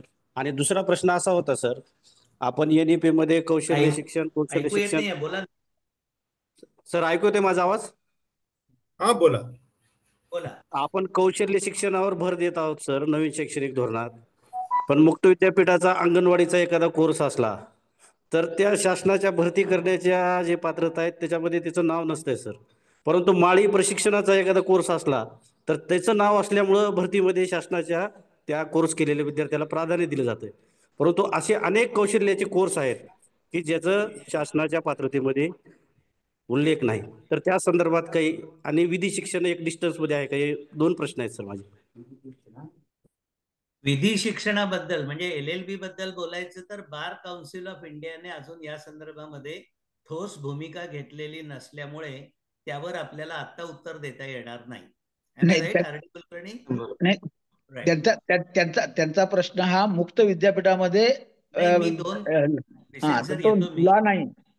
दुसऱ्या प्रश्नाबद्दल मी बार काउन्सिलच्या संदर्भात विधी शिक्षणाबद्दल बोललो. राहिला पहिला प्रश्न जाधव सरांचा जो आहे की वेगवेगळे जे कोर्सेस चालतात ते, आणि शासनाने ज्याला पात्रता म्हणून मान्यता दिलेली आहे ते, हे विषय 2 वेगळे आहेत. शासन कुठल्या पदाकरता कुठला क्वालिफिकेशन किंवा अर्हता ठरवते हा शासनाचा मुद्दा आहे. त्यामुळे त्या संदर्भामध्ये इथे उत्तर काही विशेष देता येईल असं मला वाटत नाही. तरी बिसेन सरांना ऍड करायचं तर करू शकतात. त्यांचं मी हे सांगत होतो की त्यांचा प्रश्न असा होता की डिस्टन्स मध्ये मुक्त विद्यापीठामध्ये लॉचं उपलब्धता आहे का, तर मुक्त विद्यापीठामध्ये लॉची उपलब्धता नाही आहे असं त्यांना फक्त सांगायचं. Okay. Doctor Shivaji Sontakke sir. Yes sir, नमस्कार. नमस्कार. थोड्याच वेळापूर्वी डॉक्टर RD कुलकर्णी सरांनी MSBTच्या माध्यमातून पॉलिटेक्निक कॉलेजेसमध्ये 14 स्किल बेस्ड कोर्सेस आहेत असा उल्लेख केलेला होता. त्या संदर्भात माझा प्रश्न असा आहे की हे पॉलिटेक्निक वगैरे जिल्हा लेवलला असतात सर, तालुका लेवलला ITI वगैरे असतात, तर त्या ITI मध्ये असे काही कोर्सेस उपलब्ध आहेत का? दिस माय क्वेश्चन सर, प्लीज. मी त्याच्यावर उत्तर देतो. मला काही डेव्हलपमेंट माहिती आहेत म्हणून. जी. एकंदर महाराष्ट्रामध्ये 350च्या वर पॉलिटेक्निक्स आहेत, आणि सगळे जिल्हा स्तरावरच आहेत असं नाही, तालुका स्तरावर आणि तालुक्याच्या खालच्या स्तरावर देखील पॉलिटेक्निक्स आहेत. हा पहिला मुद्दा. दुसरा मुद्दा, आपण ITIचा केला तर जे क्रेडिट फ्रेमवर्कच्या लेव्हल्स आहेत ते पाहता ITIच्या कोर्सेसला 12वी नंतरच्या 4.5 पासून पुढे इक्विव्हॅलन्स द्यायचा किंवा नाही द्यायचा या संदर्भामध्ये आर.डी. कुलकर्णी अजून टेक्निकली सांगू शकतील. हा सर, ऍक्च्युली आयटीआय पेक्षा म्हणजे आता कारण आयटीआय हे मिनिस्ट्री ऑफ स्किल डेव्हलपमेंट मध्ये आहे आणि त्यांनी आता आचार्य चाणक्य कौशल्य केंद्र हे महाराष्ट्रावर दिलेले आहे आणि समजा त्याच आयटीआय तत्समच म्हणजे जे ऍक्च्युअल स्किल्स आहेत, हँड्स ऑन ट्रेनिंग असं म्हणू आपण, तर हे त्यांचे मला वाटतं जवळपास 1200च्या आसपास काहीतरी आचार्य चाणक्य कौशल्य केंद्र आहे. तर त्या 1200 जे काही कोर्सेस त्या कॉलेजलाच त्यांनी ते सुरू करावे असं प्रपोज केलेलं आहे. आणि आता मला वाटतं आमच्या एनएपी स्टेअरिंग कमिटी समोर पण त्यांनी तो प्रस्ताव दिला होता की या बाबतीतले क्रेडिट ट्रान्सफर होण्याच्या दृष्टीनं आचार्य चाणक्य कौशल्य त्या दृष्टीनं एक एमओयू किंवा त्या दृष्टीने एक GR असावा असं त्यांनी मिनिस्ट्री ऑफ स्किल डेव्हलपमेंटने स्टेअरिंग कमिटी समोर प्रपोज केलं होतं. स्टेअरिंग कमिटीने त्या बाबतीतली पॉझिटिव्ह भूमिका घेतलेली आहे. आणि युनिव्हर्सिटी म्हणून सुद्धा मला वाटतं युनिव्हर्सिटी ऑफ मुंबई म्हणून आम्ही सांगायचं झालं तर आमच्या ज्या कॉलेजसाठी आमच्या अकॅडमिक कोर्सेस समोर ते ठेवून ते स्किल कोर्सेसचं क्रेडिट ट्रान्सफरचं मेकॅनिझम एस्टॅब्लिश करतो. थोडक्यात हे हळूहळू सगळीकडे इव्हॉल्व्ह होत चाललेलं आहे आणि स्किल कोर्सेस हे क्रेडिट ट्रान्सफर करता वेगवेगळ्या अव्हेन्यूज मधून मिळतील अशा सोयी हळूहळू तयार होत चालल्या आहेत. आर.डी. कुलकर्णी सरांनी उल्लेख केला त्याची स्कीम आहे. त्या स्कीम अंतर्गत आता स्किल सोसायटी, स्किल युनिव्हर्सिटी आणि वेगवेगळ्या विद्यापीठ महाराष्ट्रातली यांच्यात एमओयू व्हायला सुरुवात होईल. मुडेकर मॅडम, आपला प्रश्न थोडक्यात विचारा, वेळेअभावी आता 2 प्रश्न फक्त आपण घेऊयात. नमस्कार सर, मी धुमाळ बोलते, मुडेकर मॅडमच्या फोनवरून बोलते. माझा प्रश्न जो आहे, आवाज येतोय सर? हो बोला. तर ऑन जॉब ट्रेनिंगच्या संदर्भात मगाशी प्रश्न विचारला भाषा विषयक, तर इंग्रजीला आणखी लिमिटेशन्स येतात, तर त्या संदर्भात आपल्याला कुठे ऑन जॉब ट्रेनिंगला मुलांना पाठवता येईल हा एक प्रश्न आहे. आणि गेल्या वर्षी IKS हा मेजर स्पेसिफिक होता, आता तो जेनेरिक झाला. पुन्हा त्याच्यामध्ये इम्प्लिमेंटेशन करत असताना आम्हाला थोडंसं अजून मार्गदर्शन हवं होतं. तर ह्या 2 प्रश्नांसंदर्भात जरा मार्गदर्शन कराल तर बरं. दुसऱ्या प्रश्नाचं उत्तर मी पहिल्यांदा असर्टिव्हली देतो. 20 एप्रिल 2023चा GR आपण नीट वाचला तर असं लक्षात येईल की पहिला IKS जो द्यायचा आहे एंट्री लेवलला हा जेनेरिकच द्यायचा आहे, हा मेजर स्पेसिफिक देणं अपेक्षित नव्हतं, नाही आणि नसेल. First IKS introduction has to be a generic IKS आणि त्यानंतरचे सेकंड इयरला गेल्यानंतर तो मेजर स्पेसिफिक IKS करायचा असं 20 एप्रिलच्या GR मध्ये कॅटेगरिकली क्लिअर केलेलं आहे. त्याच्यामुळे त्याची आपण नोंद घ्या, त्यानुसार काय आपल्याला दुरुस्ती करून स्ट्रक्चर बनवायचे ते आपण बनवा. राहिला प्रश्न इंग्रजी, मराठीच्या तुलनेमध्ये इंग्रजीला ऑन जॉब ट्रेनिंगला अजून मर्यादा आहेत. तर I am sorry to differ with you, त्याच्याऐवजी भरपूर सारे एक्सपोजर मराठीच्या तुलनेत इंग्रजीच्या मुलांना मिळू शकतात आणि त्याचे आपल्याला वेगवेगळे प्रयोग करायला लागतील आणि त्याकरता आपल्या इंग्रजीच्या शिक्षकांना, प्राचार्यांना, सगळ्यांनाच आपल्या माइंडसेट मध्ये बदल करून चौकटीच्या बाहेर पडावं लागेल. एक उदाहरण म्हणून सांगतो की आता गुगल आहे, मेटा आहे, त्यांच्याबरोबर काम करणाऱ्या काही NGOज मला माहिती आहे की त्यांना इंग्लिश मराठी ट्रान्सलेशन सह सर्व ऑटो मोड मध्ये करण्याकरता इंग्रजीची पण मुलं पाहिजेत आणि मराठीची पण मुलं पाहिजेत. त्याच्यामुळे आपल्याला आउट ऑफ बॉक्स थोडा विचार करायला लागेल. मी माझ्यासह सगळ्यांकरता म्हणून आत्मपरीक्षणाकरता असं जरूर म्हणू शकतो की आपण आतापर्यंत वर्षोगंठी जे विचार करत राहिलेलो आहोत त्या चौकटीच्या बाहेर आपल्याला पडणं आवश्यक आहे. कारण आपल्या रूमच्या बाहेर भरपूर सारं जगामध्ये घडतंय आणि त्यातच अनेक संधी दडलेल्या आहेत आणि इंग्रजी करता तर भरपूर सारं आहे असं मी म्हणू शकेन. आर.डी. कुलकर्णी, आपल्याला ऍड करायचंय काही?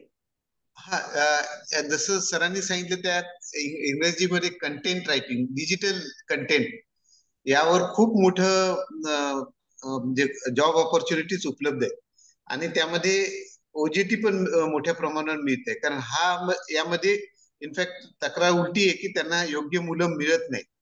त्यामुळे मला वाटतं हा डिजिटल कंटेंट हा येणारा खूप मोठा इंग्रजीसाठी मोठा जॉब व्हेन्यू आहे, तर त्यात ओजीटीचे पर्याय आपण करू शकतो. मला वाटतं मगर सर सर एक 12:30 होत आहेत, आपण हो 90 मिनिटाचं हे सेशन घेतो. अगदी शेवटचं शेवटचा एक प्रश्न देशपांडे सर पुन्हा काहीतरी विचारणार आहेत. तेवढा तेवढा एक प्रश्न विचारलाय त्यांनी आधी हे श्याम लेंडवे कोण आहेत? लेंडवे हा आपण श्याम लेंडवे सर प्रश्न विचारा आपला.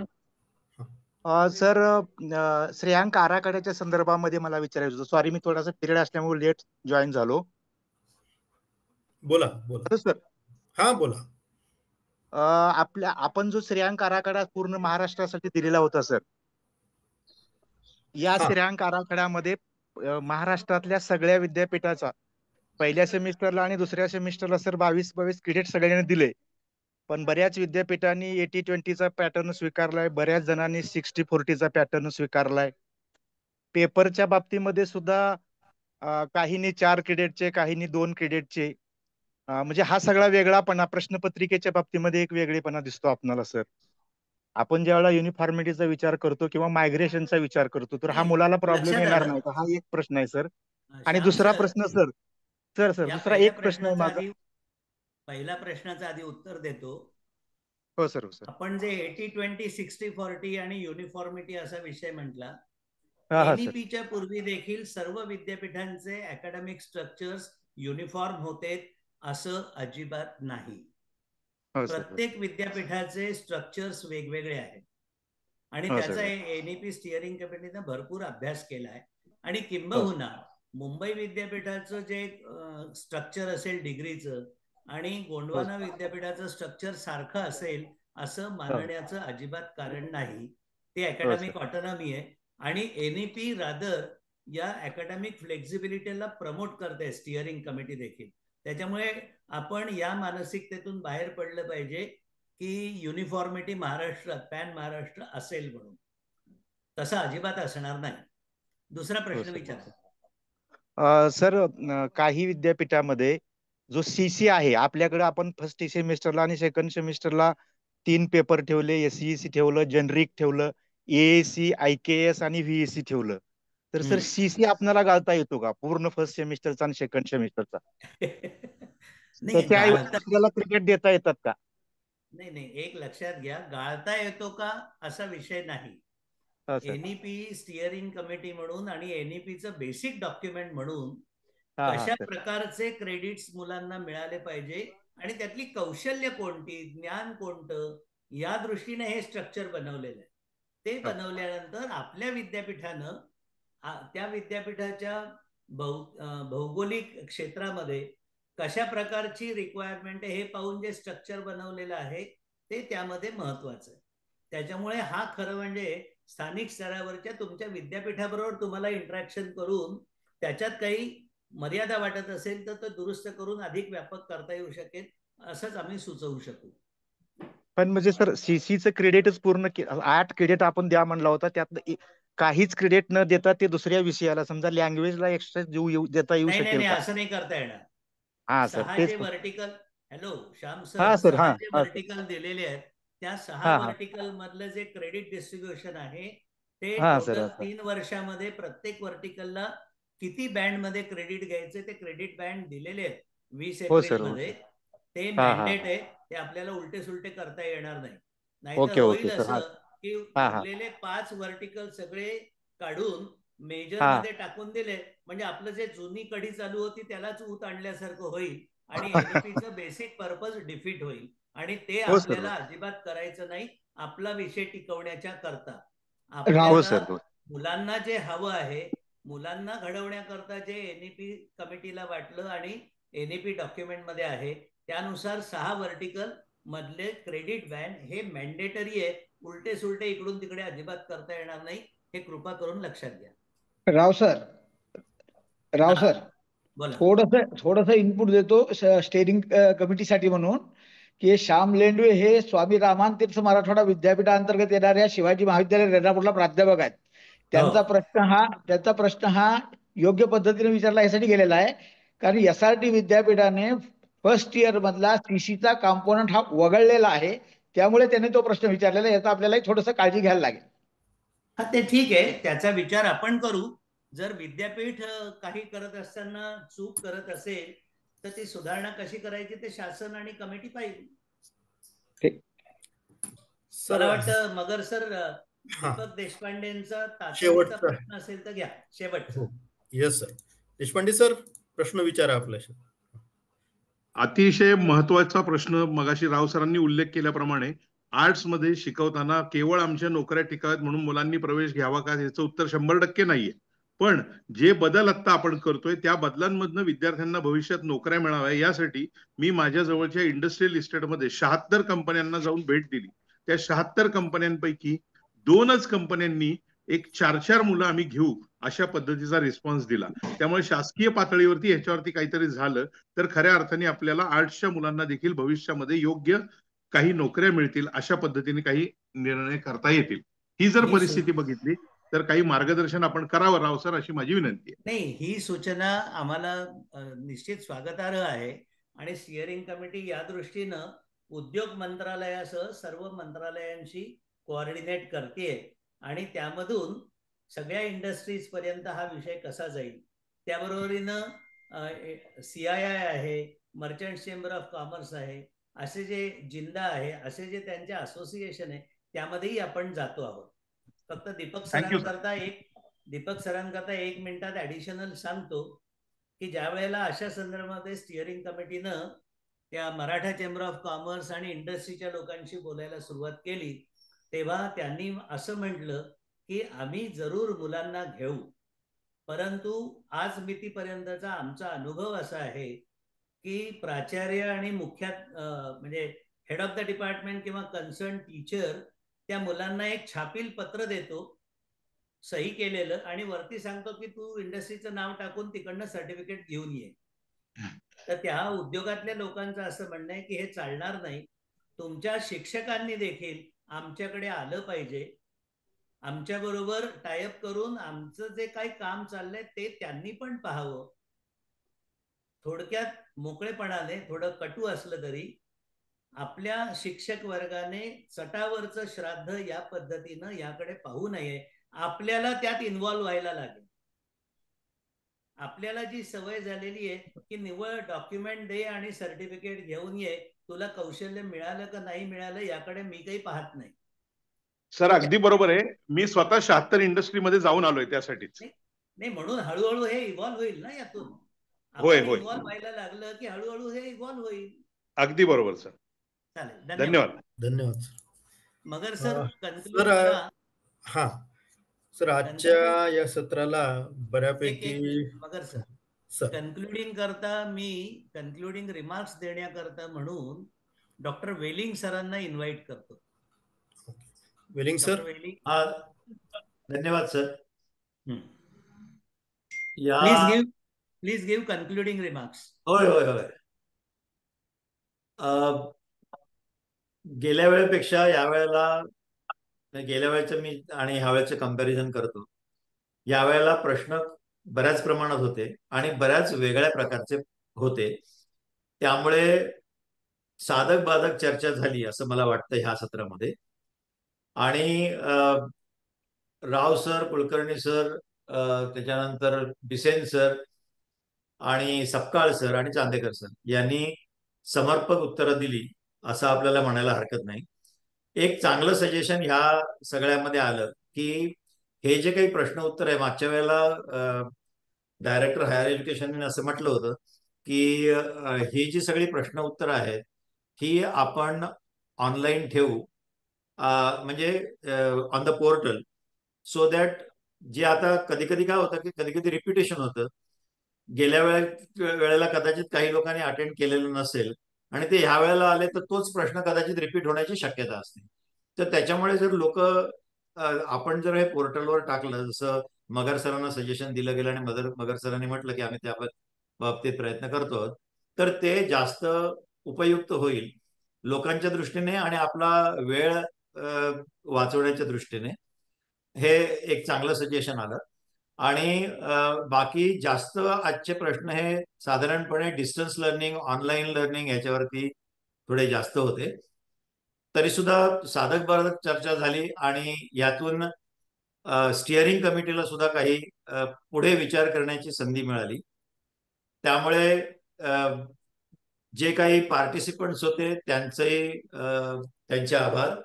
स्टिअरिंग कमिटीचे जे काही सदस्य ज्यांनी हजर राहून उत्तरं दिली त्यांचे आभार. आणि मुख्य म्हणजे डायरेक्टर ऑफ एज्युकेशन पर्टिक्युलरली मगर सरांनी हे सगळं कोऑर्डिनेशन छान प्रकारे केलं, त्यांचे आभार. धन्यवाद. सगळ्यांना मनापासून धन्यवाद. आपण सगळे या महाराष्ट्रातल्या उच्च शिक्षणात काम करणारे कार्यकर्ते आहोत. आपण अंक 1 वर देशभरात नेऊ असा आपला प्रयत्न राहील. आणि आजचं सेशन संपलं असं घोषित करतो. धन्यवाद सर. धन्यवाद. धन्यवाद.